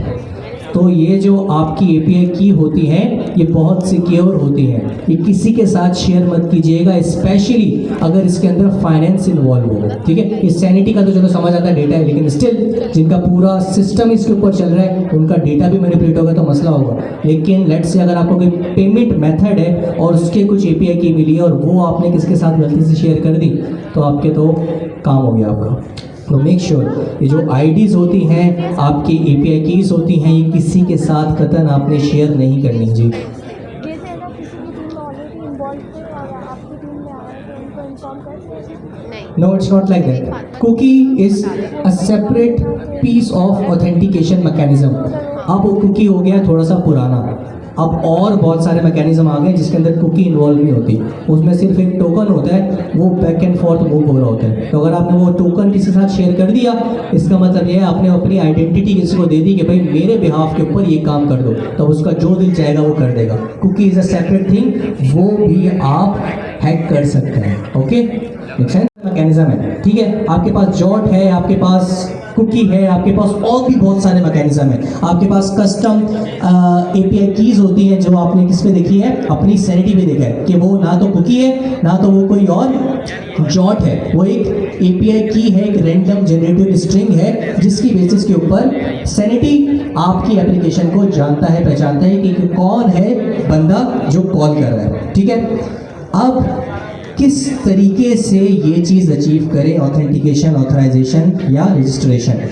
तो आपके पास बहुत सारे प्रोवाइडर हैं। अगर मैं AWS का बताऊं तो आपके पास कॉग्निटो है, इसी तरीके से आपके पास गूगल के अंदर और सोर्सेज हैं, कुछ जो है वो सॉफ्टवेयर एज अ सर्विस बस इसी के ऊपर काम कर रही है। आपके पास ऑथ ज़ीरो है, आपके पास नेक्स्ट ऑथ है, आपके पास क्लर्क है, ठीक है। आपके पास बहुत सारे ऑथ प्रोवाइडर्स मौजूद हैं। जो प्रोवाइडर मेरे प्यारे दोस्तों हम यूज़ करने जा रहे हैं उसका नाम है क्लर्क, ठीक है। लेकिन अगेन क्लर्क पढ़ा रहे हैं तो ये नहीं कि ज़िंदगी यहीं पे शुरू होती है, यहीं पे ख़त्म होती है। अभी इतने सारे ऑथेंटिकेशन मैकेनिज्म और इतने सारे ऑथेंटिकेशन प्रोवाइडर के बताने का मकसद ये था कि ज़िंदगी में कभी भी आपको कोई और इस्तेमाल करना पड़ सकता है, फ्लेक्सिबल बनेगा, ठीक है। हम आपको क्लर्क पढ़ा रहे हैं जी। कुकीज़ का अभी डीप डाइव हमने नहीं पढ़ा, हमने मैकेनिज्म पढ़ना है, हमने इम्प्लीमेंटेशन की पास जाना है। We will come back to it later जब हम वाकई चीज़ों को और डिटेल में समझने लगेंगे। अभी हमें सर्वर का नहीं पता इतने अच्छे से अभी हमें क्लाइंट साइड कुकीज़ का नहीं पता, तो कैसे आप कुकीज़ अभी पढ़ सकते हैं? मेक सेंस, ठीक है। तो अभी आपके लिए ये चीज़ ज़रूरी है, वो है क्लर्क। क्लर्क के बारे में पढ़े भाई, किस लिए इस्तेमाल होता है? The most comprehensive user management platform, कि ये एक प्लेटफॉर्म है जिसकी मदद से आप अपने यूजर्स को मैनेज कर सकते हैं। इसका मतलब यही है कि आप अपने यूजर्स को अपने सिस्टम के अंदर इंट्रोड्यूस करा सकते हैं, उनको आइडेंटिफाई कर सकते हैं, उनकी परमिशंस को कंट्रोल कर सकते हैं। यूजर मैनेजमेंट का मकसद ये होता है ना, अगर आप किसी ऑफिस में जाएं तो बेसिकली इतने सारे जो लोग होते हैं वो क्या हो रहे होते हैं, वो मैनेज ही हो रहे होते हैं। कोई एडमिन रोल है, किसी का सिर्फ स्टाफ रोल है, तो उनके अपने अपने सेट ऑफ परमिशंस उनको डिफाइन होती है कि भाई एडमिन जो है वो ये कर सकता है, लेकिन जो सिर्फ स्टाफ है लाइक क्लर्क जो है, जो गार्ड है, वो ये चीज़ें नहीं कर सकता। तो टेक्निकली यूज़र मैनेजमेंट ही हो रही होती है। तो ये डिजिटल वर्ल्ड के अंदर यूज़र मैनेजमेंट के लिए आपके पास गो टू टूल जो है वो क्लर्क है। अब इसको इस्तेमाल कैसे करना है भाई? बहुत ही आसान तरीका है, आपने इस पर लॉग इन होना है। क्या होना है? इनिशियली साइन अप होना है, रजिस्टर होना है। मेरे पास ये पहले ही बना हुआ है। अगर आपके पास लेट्स से इस अकाउंट पे तो मेरे पास पहले ही बना हुआ है, मैं किसी और अकाउंट पे आपको बस दिखा देता हूँ कि कैसे होता है। मैं एक ब्राउज़र खोलता हूँ और कोई और सा अकाउंट खोल लेता हूँ। लेट्स से मैं इस पे आ गया हूँ, टैप बशीर, ठीक है। जब आप फर्स्ट टाइम क्लर्क पे आएंगे clerk.com के ऊपर, ठीक है, तो ये आपको यहाँ पे गेट स्टार्टेड का ऑप्शन देगा। मेरे पास डैशबोर्ड आ रहा था, लेकिन जब आप, इसलिए मैंने दूसरा ब्राउज़र खोला है, आपके पास ऑप्शन आ रहा होगा गेट स्टार्टेड का। आपने गेट स्टार्टेड के ऊपर क्लिक करना है। यहाँ पे आपके पास ऑप्शन आएंगे कि भाई आप किस चीज़ से लॉगिन होना चाहते हैं। आप अपने ईमेल और पासवर्ड से लॉगिन होना चाहते हैं, आप अपने गिटहब के साथ लॉगिन होना चाहते हैं, आप अपने गूगल के साथ लॉगिन होना चाहते हैं। It's all up to you, आप जिसके साथ भी लॉगिन हो जाए, ठीक है। जैसे आप लॉगिन होंगे आपसे कुछ और इन्फॉर्मेशन पूछेगा, वो पुट कीजिएगा। बड़ा ही डेड सिंपल कॉन्सेप्ट है, बड़े डेड सिंपल स्टेप्स हैं, स्टेप्स फॉलो कीजिएगा। अल्टीमेटली आप अपने इस डैशबोर्ड पे आके गिर जाएंगे, ठीक है, मेक सेंस।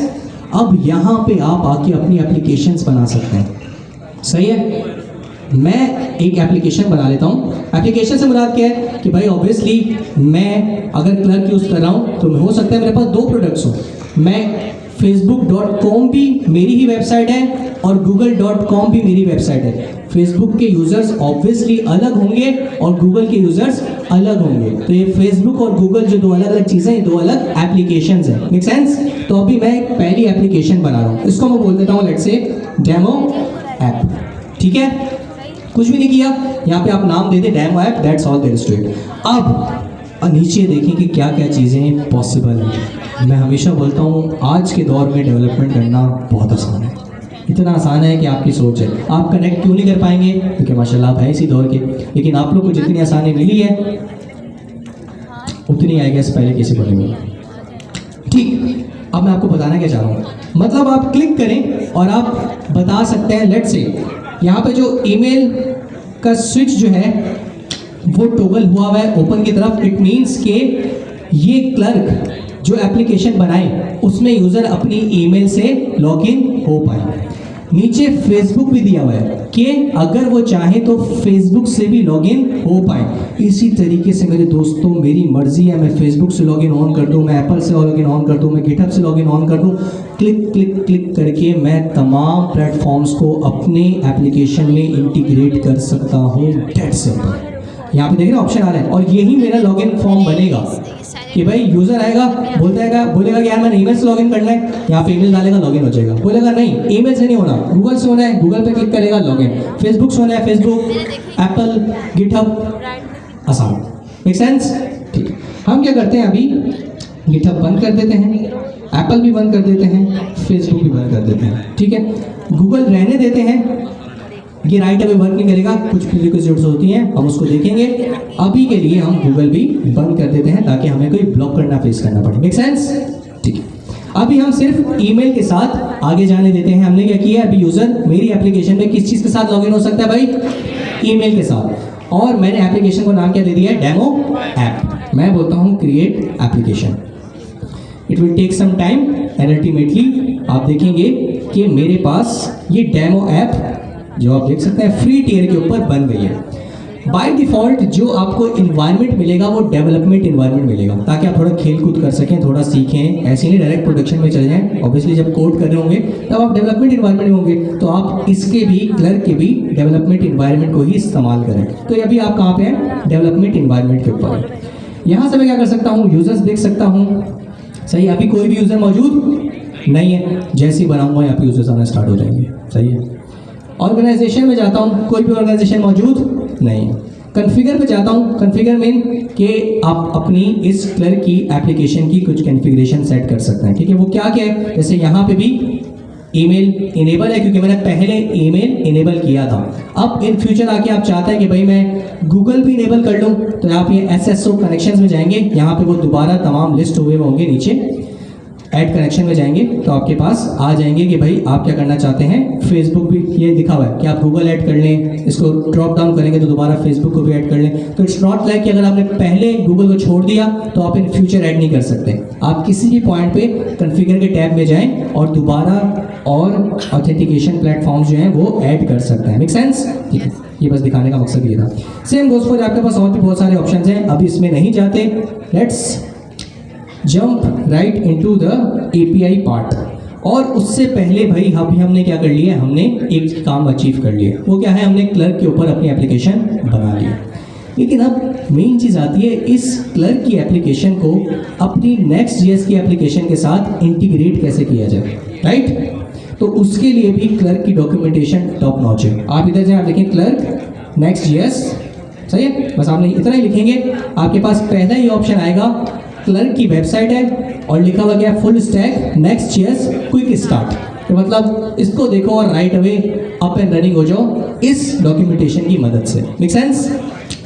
अब मैं इसको खोलता हूँ और ये मुझे कुछ चीज़ें बता रहा है। ये क्या बता रहा है कि भाई Next.js quick start, you will learn the following. ये आपको तमाम चीज़ें बताएगा इस डॉक्यूमेंटेशन के अंदर आपने क्या क्या करनी है, और ये आपके स्टेप्स स्टार्ट हो गए। सबसे पहले जो प्रीरिक्विजिट है वो क्या है कि आपके पास Next.js की एप्लीकेशन बनी हुई होनी चाहिए है। एंड वी ऑल नो हमारे पास Next.js की एप्लीकेशन बनी हुई है, राइट? अब आते हैं और नीचे। सबसे पहले वो क्या बोल रहा है, क्या चीज़ इंस्टॉल करो? क्लर्क का Next.js का एक बना बनाया हुआ पैकेज है, उसको इंस्टॉल कर लो। इसकी मदद से तुम अपनी क्लर्क की एप्लीकेशन और जो तुम्हारी Next.js की एप्लीकेशन पाओगे। Make sense? कूल। मैं यहाँ पे आके इसको कॉपी करता हूँ और यहाँ पे आके इसको रन कर देता हूँ। जल्दी से यहाँ पे आते हैं और इधर आके पेस्ट कर देता हूँ। ठीक है भाई, पहली चीज़ हो गई। क्लर्क अभी बिल्कुल अलग है, Next.js की एप्लीकेशन बिल्कुल अलग है। इनको इंटीग्रेट करना है तो ऑब्वियसली कोई मैकेनिज्म बनाना पड़ेगा। तो ये वो पैकेज है जो कि हमारे लिए आसानी पैदा करता है क्लर्क की एप्लीकेशन और Next.js की एप्लीकेशन को आपस में कम्युनिकेट करने के लिए। It will take some time और ये हो जाएगा। ठीक है, मैं आपको कुछ स्टेप्स बताऊंगा, करना आपको ये खुद है। क्यों? ये आपके पास पूरी डॉक्यूमेंटेशन है। अगर इससे नहीं हो, अगली क्लास में मुझे आके बोल देना इससे नहीं हुआ।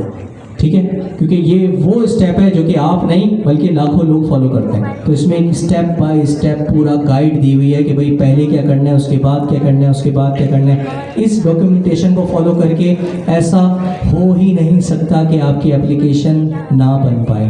Not possible. ठीक है, अगर नहीं हो रहा तो आपने कोई पीछे मिस्टेक की है। ठीक है, आप देख सकते हैं कि मेरे पास npm इंस्टॉल next.js का जो पैकेज था वो फाइनली बन चुका है और इंस्टॉल भी हो चुका है। अब अगला स्टेप क्या है भाई, वो पूछ रहे हैं, वो बोल रहा है कि set up your clerk API keys. याद है अभी एपीआई कीज की बात की थी।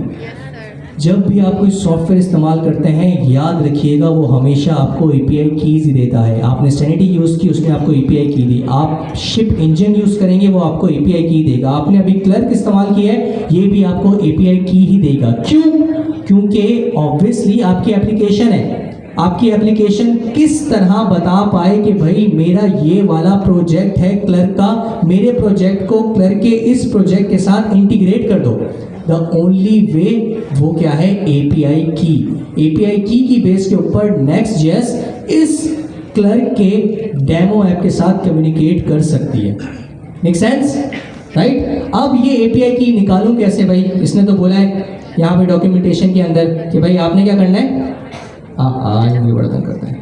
हाँ, आपने एक .env.local की फाइल बनानी है और उसके अंदर ये 2 इन्वायरमेंट वेरिएबल सेट कर देना है। याद रखिएगा, environment variable is your password, never ever share it with anyone. Make sense? Okay, सही है। तो अब ये जनरेट कैसे करें, स्टेप बता रहा हूँ, देखें। आपने सबसे पहले आना है अपनी कॉन्फ़िगरेशन के अंदर, ठीक है। इसके बाद आपने स्क्रॉल करना है और आपने आना है डेवलपर एपीआई कीज, ठीक है। स्क्रॉल किया कॉन्फ़िगरेशन में, थोड़ा सा नीचे आएंगे, ये डेवलपर का आपके पास एक ऑप्शन आ रहा है, सेक्शन आ रहा है, इसमें लिखा हुआ है एपीआई कीज। आप इसके ऊपर क्लिक करें, ये आपको 2 एपीआई कीज दे रहा है। एक का नाम क्या है, पब्लिशेबल की, और एक का नाम क्या है, सीक्रेट की। नाम ही सीक्रेट है, it means it's very very very very secret. Make sense? ठीक है, तो अब हम क्या करते हैं, सबसे पहले दोबारा इसकी कॉन्फ़िगरेशन पे आते हैं, कंट्रोल 3। ये बोल रहा है भाई .env.local की फाइल बना दो। कहाँ बना दो, रूट पे बना दो, सही है। तो मैं दोबारा अपने कोड में आता हूँ, यहाँ पे आता हूँ और यहाँ पे आके एक env.local की फाइल बनाता हूँ। मेरे पास पहली बनी हुई है, ओके, आप बना लेना। याद रखिएगा .env.local, मैं कोई रॉकेट साइंस नहीं कर रहा, यहाँ पे लिखा हुआ भी है। अब आप मिस्टेक क्या करते हैं, आप लिख देंगे भाई env.local और आप बोलेंगे चल नहीं रहे। Make sense? डॉक्यूमेंटेशन फॉलो की, सब कुछ किया, चल नहीं रहा।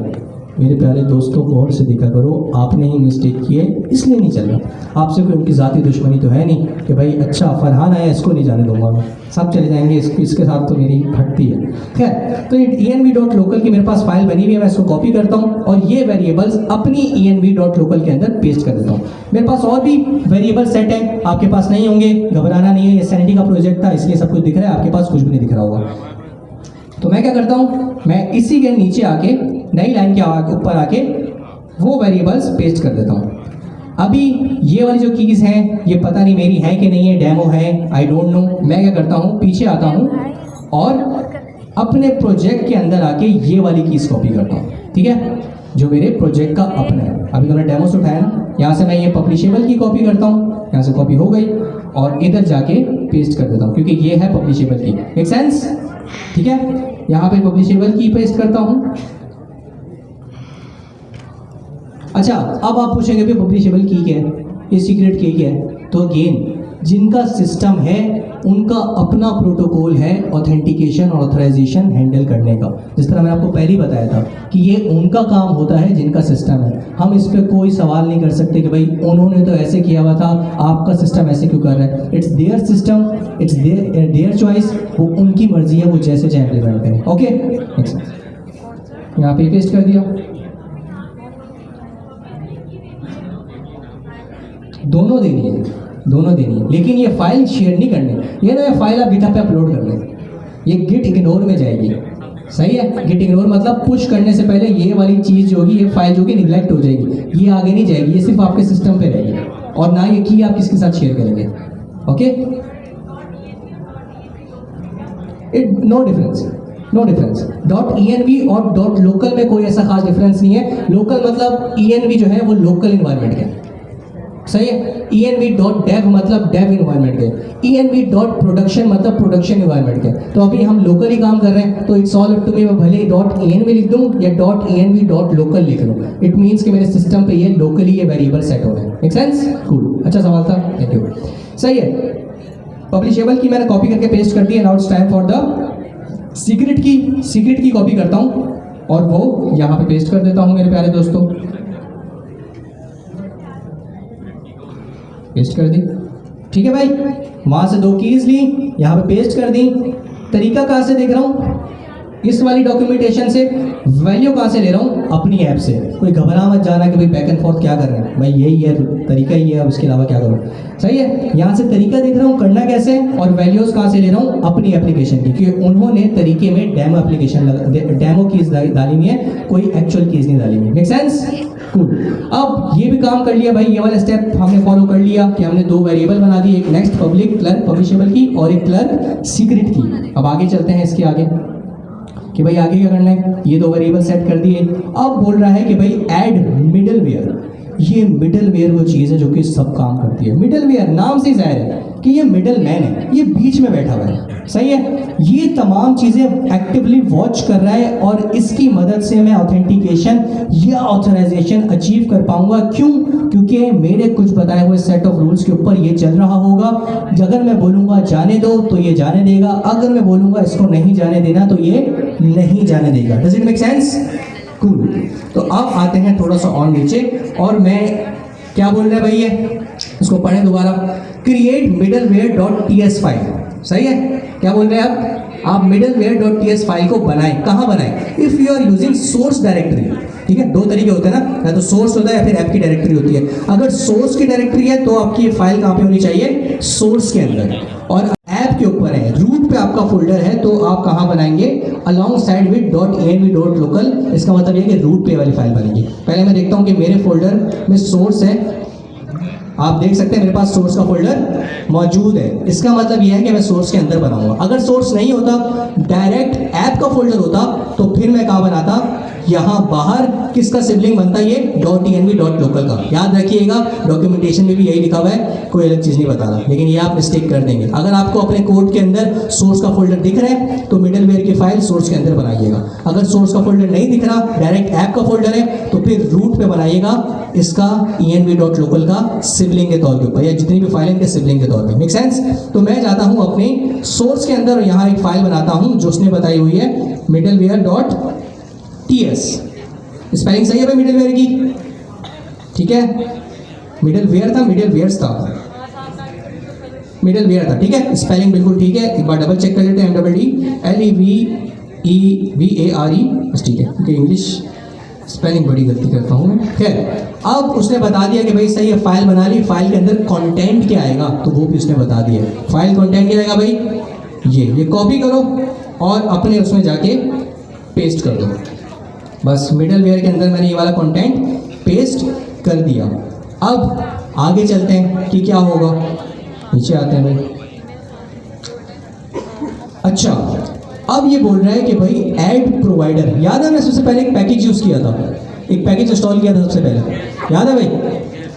@clerk/next। वो बोल रहा है कि यार वो एक चीज़ देता है जिसका नाम है क्लर्क प्रोवाइडर। इसको लो और इसको कहाँ पे डाल दो? अपने लेआउट के अंदर। लेआउट याद है, हायरार्की में सबसे टॉप पे होता है। मतलब अगर मैंने लेआउट के अंदर क्लर्क प्रोवाइडर डाल दिया, इसका मतलब यह है कि through out the application clerk active हो जाएगा। वो एक्टिवली तमाम चीज़ों को देख रहा होगा कि भाई क्या चल रहा है, क्या मामला है, कैसी चीज़ चल रही है। Make sense? कूल। चलें, तो सबसे पहले दोबारा अपनी लोकल फाइल के अंदर आते हैं। और कौन सी फाइल के अंदर आते हैं भाई? लेआउट। उसने कौन सी बताई है? लेआउट। एक तरीका है मैं उसको कॉपी पेस्ट कर दूं, लेकिन ये थोड़ा सा कॉम्प्लेक्स है, इसलिए मैं आपको खुद दिखाना चाहता हूँ। तो सबसे पहले उसने बोला कि भाई HTML से भी ऊपर इस क्लर्क प्रोवाइडर को इस्तेमाल करना है आपने। तो मैं आता हूँ यहाँ पे HTML से भी ऊपर और यहाँ पे लिखता हूँ क्लर्क प्रोवाइडर। तो देख रहे हैं उसने इंटेलिजेंस दे दी। और ये कहाँ से इंपोर्ट हो रहा है? जो पैकेज मैंने सबसे पहले इंस्टॉल किया था वहीं से आ रहा है। इसको करते हैं बंद और इसकी क्लोजिंग टैग को सबसे नीचे ले जाते हैं ताकि पूरी एप्लीकेशन इससे ही रैप हो जाए। ऑलराइट, फाइन, सॉरी, अच्छा डाटो तो मत, सही है, ठीक है। तो ये आपकी पूरी एप्लीकेशन अब जो क्लर्क है ये एक्टिवली देख रहा है और वॉच कर रहा है। अब आते हैं अगले स्टेप के ऊपर। इन्होंने और क्या बताया? ये बोल रहा है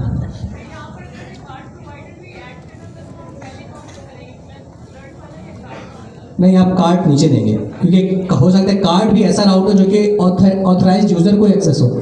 ये आपकी लॉजिक के ऊपर डिपेंड करता है। जैसे आप, अच्छा इन्होंने बताया था, अक्सर इसी ई कॉमर्स वेबसाइट होती हैं जिसमें आप पहले पूरी परचेज कर लेते हैं, सॉरी नॉट परचेज, पहले पूरा कार्ड वार्ड ऐड कर लेते हैं, जब आप चेकआउट पर जाते हैं तब आप अपनी इंफॉर्मेशन ऐड करते हैं, सही। लेकिन कुछ वेबसाइट ऐसी भी होती हैं कि पहले आप लॉगिन होते हैं तभी आप उनके प्रोडक्ट व्यू कर पाते हैं, तभी आप कुछ परचेज कर पाते हैं। तो it's all up to your product कि आप कैसे बनाना चाहते हैं, ठीक है। अगर आपको लगता है कि भाई पब्लिक है तो पढ़ ले जाएं, अगर आपको लगता है नहीं प्राइवेट है तो क्लर्क के नीचे लें। Make sense? गुड। हम चाहते हैं कि भाई पूरी एप्लीकेशन क्या हो, प्राइवेट हो, ठीक है। तो यहाँ पे मैं ले जाता हूँ और यहाँ पे मैं दो ये जो बटन है ना ये भी बना लेता हूँ।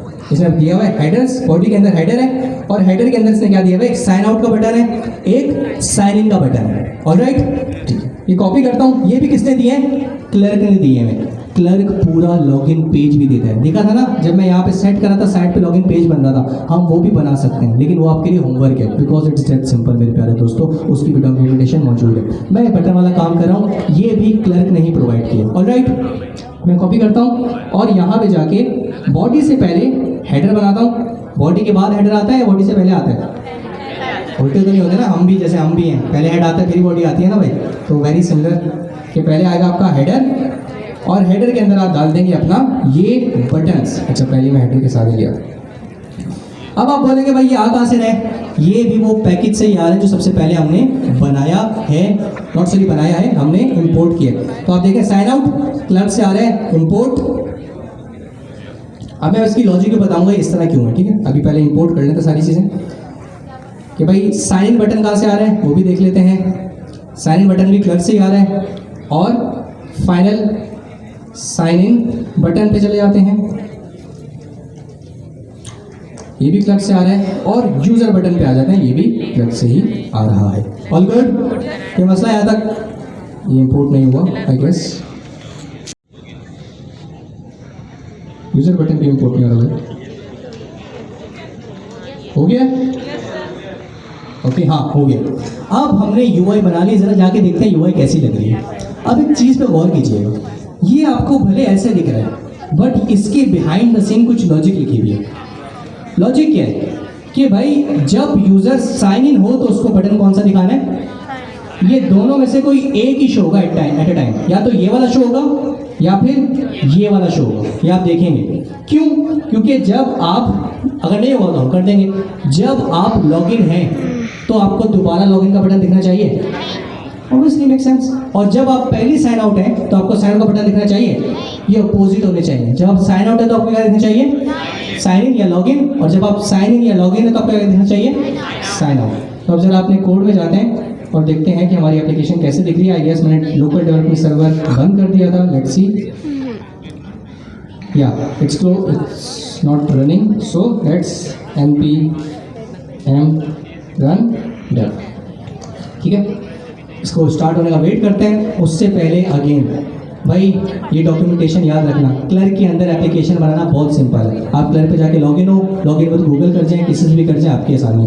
जब आपने देखना हो कि भाई नेक्स्ट.js के साथ क्लर्क की एप्लीकेशन कैसे बनानी है, आपने गूगल पे आके बस एक चीज़ लिखनी है, क्लर्क नेक्स्ट.js। बस इतना लिखेंगे, जो पहला लिंक आएगा उसी को खोलेंगे, उसके अंदर पूरी जो जर्नी है किस तरीके से आपने अचीव करनी है, ऑथेंटिकेशन या यूज़र मैनेजमेंट आपने कैसे अचीव करनी है वो आपको मिल जाएगा। Make sense? और ये वाला मैं आपके सामने स्टेप बाय स्टेप पूरा फॉलो कर रहा हूँ। एप्लीकेशन आई गेस आप रनिंग हो गई है, जाके देखते हैं।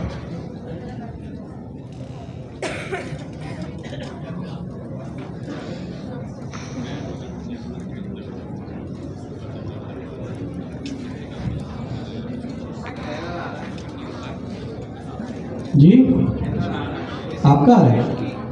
सॉरी, आपके पास आ रहा है? अभी देखते हैं, मेरा चल जाए फिर उसके बाद आपके भी देखते हैं।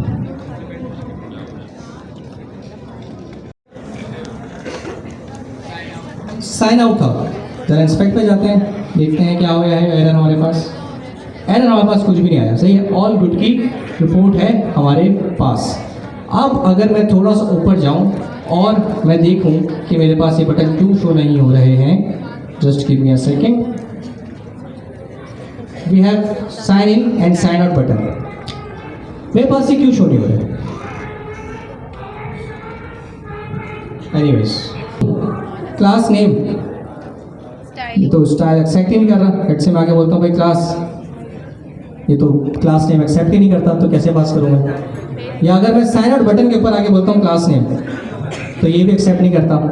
ये आपके पास बटन क्यों शो नहीं हो रहे हैं यूआई पे। अगर मैं यहाँ पे आके राइट क्लिक करूँ, पहले देखते हैं कि भाई ये विजिबल भी है कि नहीं है, क्योंकि मुझे पता है राइट क्लिक करके मैं अपनी पूरी HTML को क्या कर सकता हूँ, क्यूरी कर सकता हूँ, देख सकता हूँ कि क्या वाकई ये मौजूद है या नहीं है। तो यहाँ पे आता हूँ मैं मेरे प्यारे दोस्तों। और अच्छा एक चीज़ मैं अगर आपको दिखाऊँ, सबसे पहले अगर आपने देखा होगा, मैं जब रिफ्रेश किया था साइन का बटन आपके पास आया और चला गया, एरर है आपके पास, header can not be a child of HTML।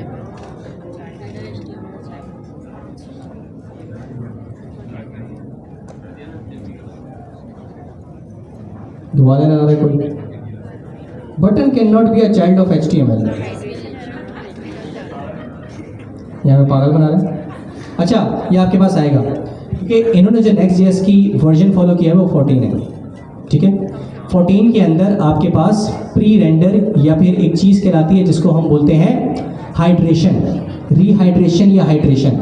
Next.js 15 के अंदर जब भी आप प्रोजेक्ट्स बनाएंगे आपके पास एरर आएंगे डिहाइड्रेशन या हाइड्रेशंस के, ठीक है। तो इन्होंने जो डॉक्यूमेंटेशन फॉलो की हुई है, अब आप बोलेंगे भाई उनकी डॉक्यूमेंटेशन फॉलो की हुई है, एरर क्यों आ रहा है, गलती क्यों आ रहा है, तो उन्होंने एक स्पेसिफिक वर्जन यूज़ किया हुआ है। हम जो वर्जन यूज़ कर रहे हैं वो कौन सा है, वो है 15। दैट्स वाई ये कुछ एरर्स दे रहा है। इसको देखिए, आपने घबराना कतन नहीं है। लेकिन बटन तब भी शायद शो ना हो, उसकी एक अलग लॉजिक है, उसके पास हम बाद में आएंगे। पहले हम सॉरी Next.js वर्जन 6 नहीं 6 आ गया। चले खैर एनीवेज, जब भी आप पैकेज इंस्टॉल करें ना, हमेशा npm-i जो पैकेज नाम है उसके साथ इंस्टॉल करें। अगर आप @latest लगा रहे हैं ना, इट्स मीन आप उसका अल्फा वर्जन ले रहे हैं, उसके अंदर ब्रेकिंग चेंजेस हो सकते हैं, ठीक है। तो हमने किस तरीके से npm का पैकेज इंस्टॉल किया, अगर आप देखें तो, अगर मैं आपको यहाँ पे दिखाऊँ मेरे प्यारे दोस्तों, लेट से प्लस करता हूँ, मैं इस चीज़ को बंद करता हूँ। मैंने पैकेज इंस्टॉल किया था npm install clerk/Next.js। अब इसका जो भी उस टाइम का LTS और सपोर्ट वर्जन होगा वो मेरे पास इंस्टॉल हो जाएगा, जिसके अंदर कोई ग्लिचेस नहीं होंगे। अगर आप एक्सप्लिसिटली कोई वर्जन पास करते हैं, इट मीन्स हो सकता है कि कोई मसला, दिक्कत, समस्या हो जाए। Make sense? तो हमेशा आपने क्या करना है, आपने ये वाला तरीका फॉलो करना है। आपने एक्सप्लिसिट वर्जन नहीं देना कि भाई @latest और एनीथिंग लाइक दैट। चले भाई, अब हमने क्या कर दिया, इसकी बताए हुए तरीके से कि भाई बॉडी के अंदर पास भी कर दिया है, तो Next.js 15 का जो हमने काम दिया है वो कर दिया है। लेकिन अभी भी जब मैं पीछे आऊँगा तो लेट्स सी के बटन्स दिखते हैं कि नहीं दिखते। बटन अभी भी नहीं दिख रहा। एरर पहले 2 आ रहे थे, 1 हो गया, सही है, वो वाला एरर चला गया। अब मसला क्या है, कोई बताएगा? बताओ भाई। हमने जो ऑथेंटिकेशन मैकेनिज्म यूज किया वो सिर्फ क्या है, ईमेल का। वो क्या है, सिर्फ ईमेल का। ईमेल पे आपके पास ये वाला ग्लिच हमेशा आएगा। तो जब भी आपने अपने डैशबोर्ड के अंदर सिर्फ ईमेल सेट किया हुआ है, सिर्फ ईमेल सेट किया हुआ है, और SSO जो आपके पास गिटहब था, आपके पास फेसबुक था, आपके पास गूगल था, वो वाला मैकेनिज्म आपने सेट नहीं किया हुआ, तो आपको ये इशू फेस करना पड़ेगा। तो अब आप बोले भाई अब कैसे हम अचीव करें ऑथेंटिकेशन ऑथराइजेशन? तो इस पॉइंट पे आपको अलग साइन इन और साइन अप का पेज बनाना पड़ेगा, ताकि आपको वो वाला फॉर्म दिखे जो कि इनिशियली अगर आपने देखा हो, जब मैं यहाँ पे डेमो ऐप लिख रहा था तो यहाँ पे वो शो कर रहा था कि आपका फॉर्म किस तरीके का दिखेगा। याद है भाई? तो टेक्निकली मुझे वो फॉर्म यूज करना है, और उस फॉर्म को यूज करते हुए ऑथेंटिकेशन और ऑथराइजेशन को अचीव करना है। Does it make sense? ठीक है। अब वो कैसे करें भाई, पेजेस कैसे बनाए? तो उसके लिए भी आपके पास एक पूरी गिटहब की रिपो और डॉक्यूमेंटेशन मौजूद है। 3 मिनट का ब्रेक है, साथ वाले को बताएं कि क्या क्या अभी तक पढ़ा है। क्लर्क की डॉक्यूमेंटेशन के अंदर API की, पब्लिशेबल की कहाँ पे होनी चाहिए, .env का फाइल कहाँ पे बननी चाहिए, .env की फाइल को git ignore में क्या डालना चाहिए और नहीं डालना चाहिए, ये तमाम चीज़ों पे डिस्कस करें। 3 मिनट बाद हम क्लास को कंटिन्यू करते हैं। प्रोजेक्ट है, आप तबाही प्रोजेक्ट बना दे, मेरे हिसाब से आप ज़बरदस्त प्रोजेक्ट बना दें, लेकिन अगर आपने सिक्योरिटी के ये वाला मसला कर दिया, आपके मार्क्स गिर सकते हैं, आपके मार्क्स कम हो सकते हैं। एक चीज़ याद रखिएगा, अगर मैं VS कोड के अंदर आऊँ, ठीक है, हमेशा याद रखिएगा, आप देख सकते हैं मैंने क्योंकि यहाँ पे गिटहब का जो एक्सटेंशन है वो इंटीग्रेट किया हुआ है, तो मैं जो भी चेंजेस करता हूँ वो यहाँ पे फाइल मेरे पास लिस्ट होती रहती है। कभी आपने गिट इग्नोर के अंदर कुछ चेंज किया, दीगर और फाइल्स के अंदर कुछ चेंज किया, आपके पास ऐसा नहीं आता, कोई मसला नहीं है, आप गिटहब डेस्कटॉप तो इस्तेमाल करते हैं ना, ठीक है। अब लेट्स से मैं बोलता हूँ कि यहाँ पे मैं अपने रूट के ऊपर, इस रूट के ऊपर आके एक फाइल बनाता हूँ, समझ रहे बात मेरी। ये रूट मेरी बन रही है, स्टूडियो के अंदर बन रही है, मैं बाहर आके क्लिक करता हूँ, यहाँ पे मैं एक फाइल बनाता हूँ जिसको मैं नाम देता हूँ secrets.yaml।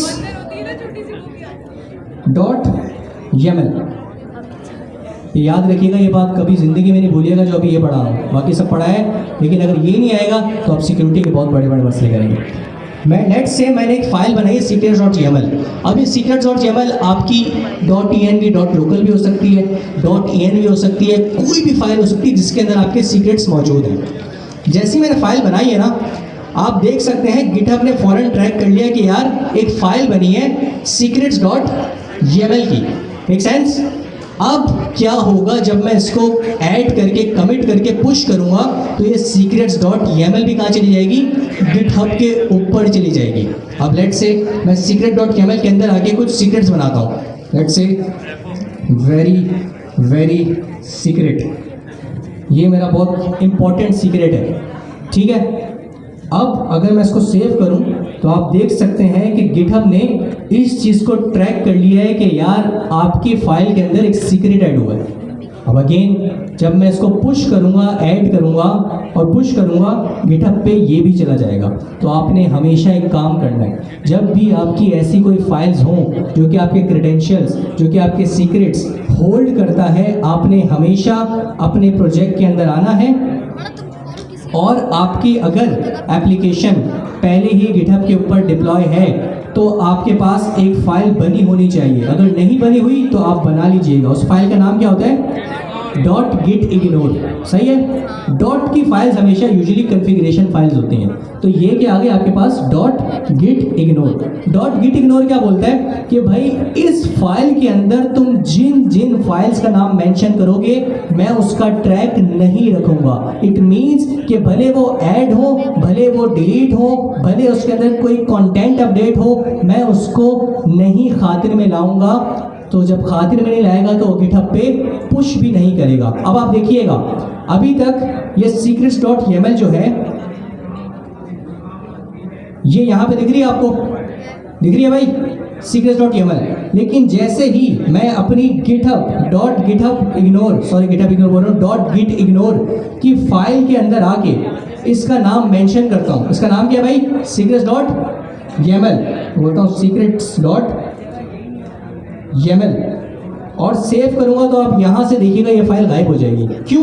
क्योंकि मैंने .gitignore को बता दिया कि भाई इसका ट्रैक तुमने नहीं रखना, ये मेरे प्रोजेक्ट डेव इन्वायरमेंट के लिए मुझे चाहिए है, तुम इसको इस्तेमाल कतन नहीं करना, तुम इसका ट्रैक नहीं रखना, वॉच नहीं करना और ना ही इसको आगे भेजना। Make sense? अब मैं इसको सेव करता हूँ और आप देखेंगे कि ये यहाँ से टाटा बाय बाय। अब क्या चीज़ें आगे जाएंगी, बस ये जो दिख रही हैं। अब भले मैं इस सीक्रेट के अंदर आके 2000 चीज़ें और ऐड कर दूं, कुछ भी ऐड कर दूं, ये यहाँ पे नहीं रिफ्लेक्ट होंगे, ये चेंजेस यहाँ पे नहीं दिख रहे होंगे। तो ये जी कोई सवाल?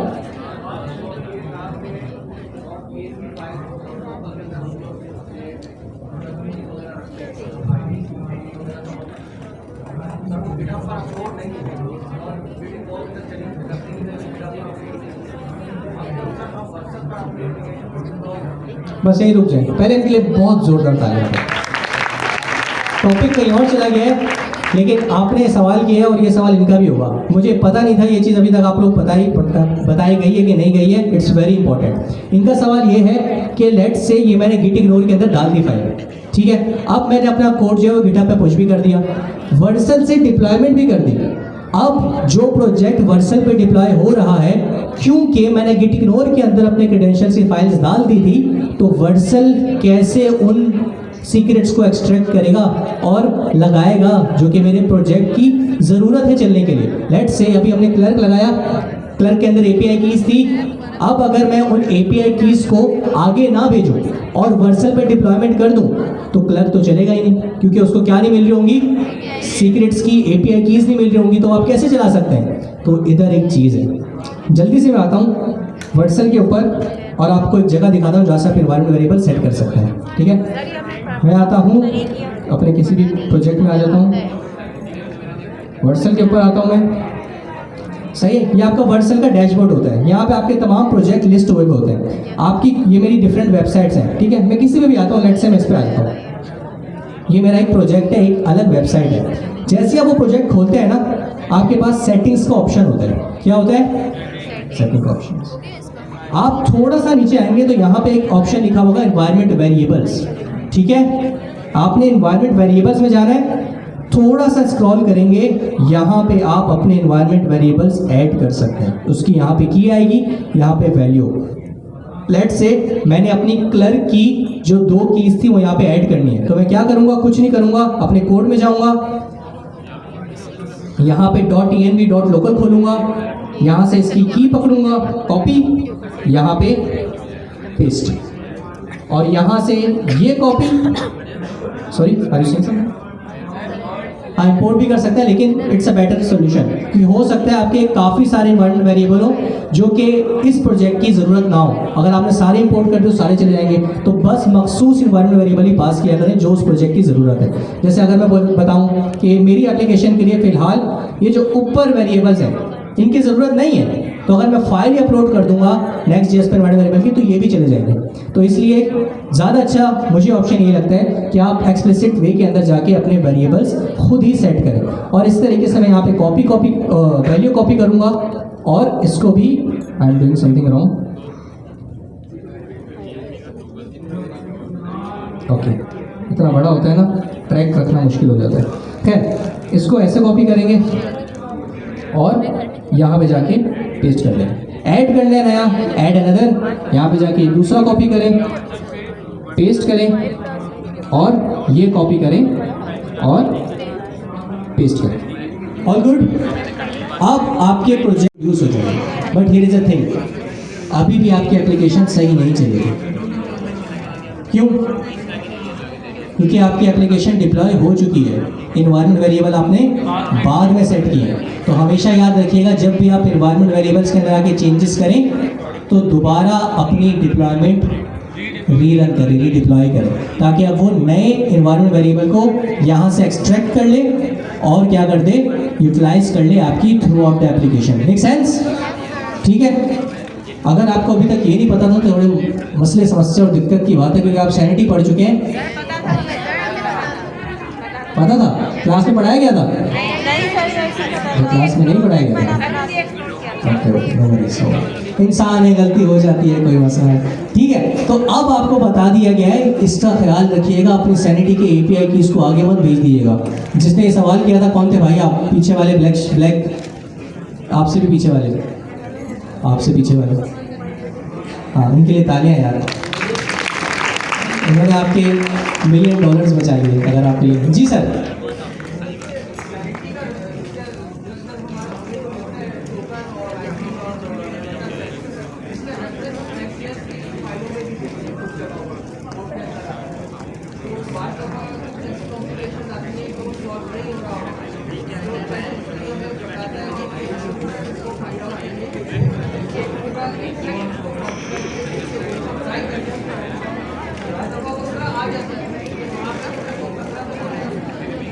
नहीं, तो मैं बताता हूँ ना, आप जब कोड देते हैं ना चैट जीपीटी को भी, वैसे तो obviously chat GPT is not like someone is actively watching your prompts, is not like that, okay, but still if you have security concerns you can put a placeholder where your actual API key is।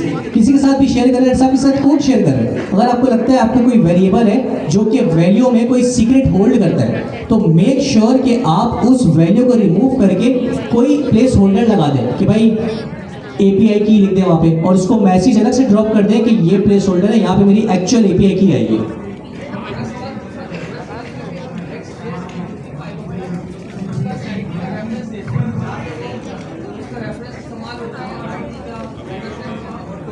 जी जी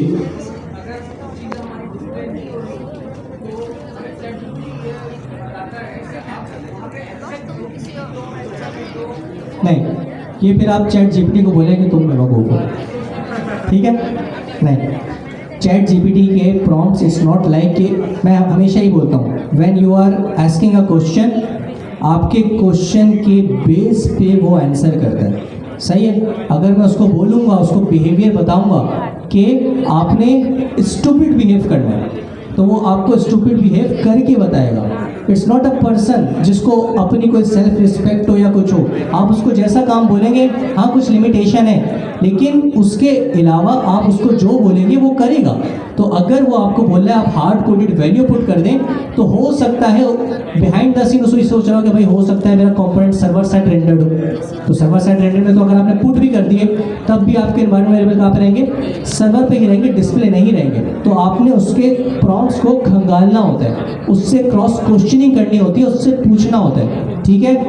तो make sure जब भी कोई chat GPT बताए तो उसके around आप भी reasoning करें, वजह पूछें और फिर अपना फाइनल आउटपुट लेकर आएँ और उसको यूज़ करें। ऐसे नहीं उसने जो भी बोला उसको यूटिलाइज करना है आप, ठीक है?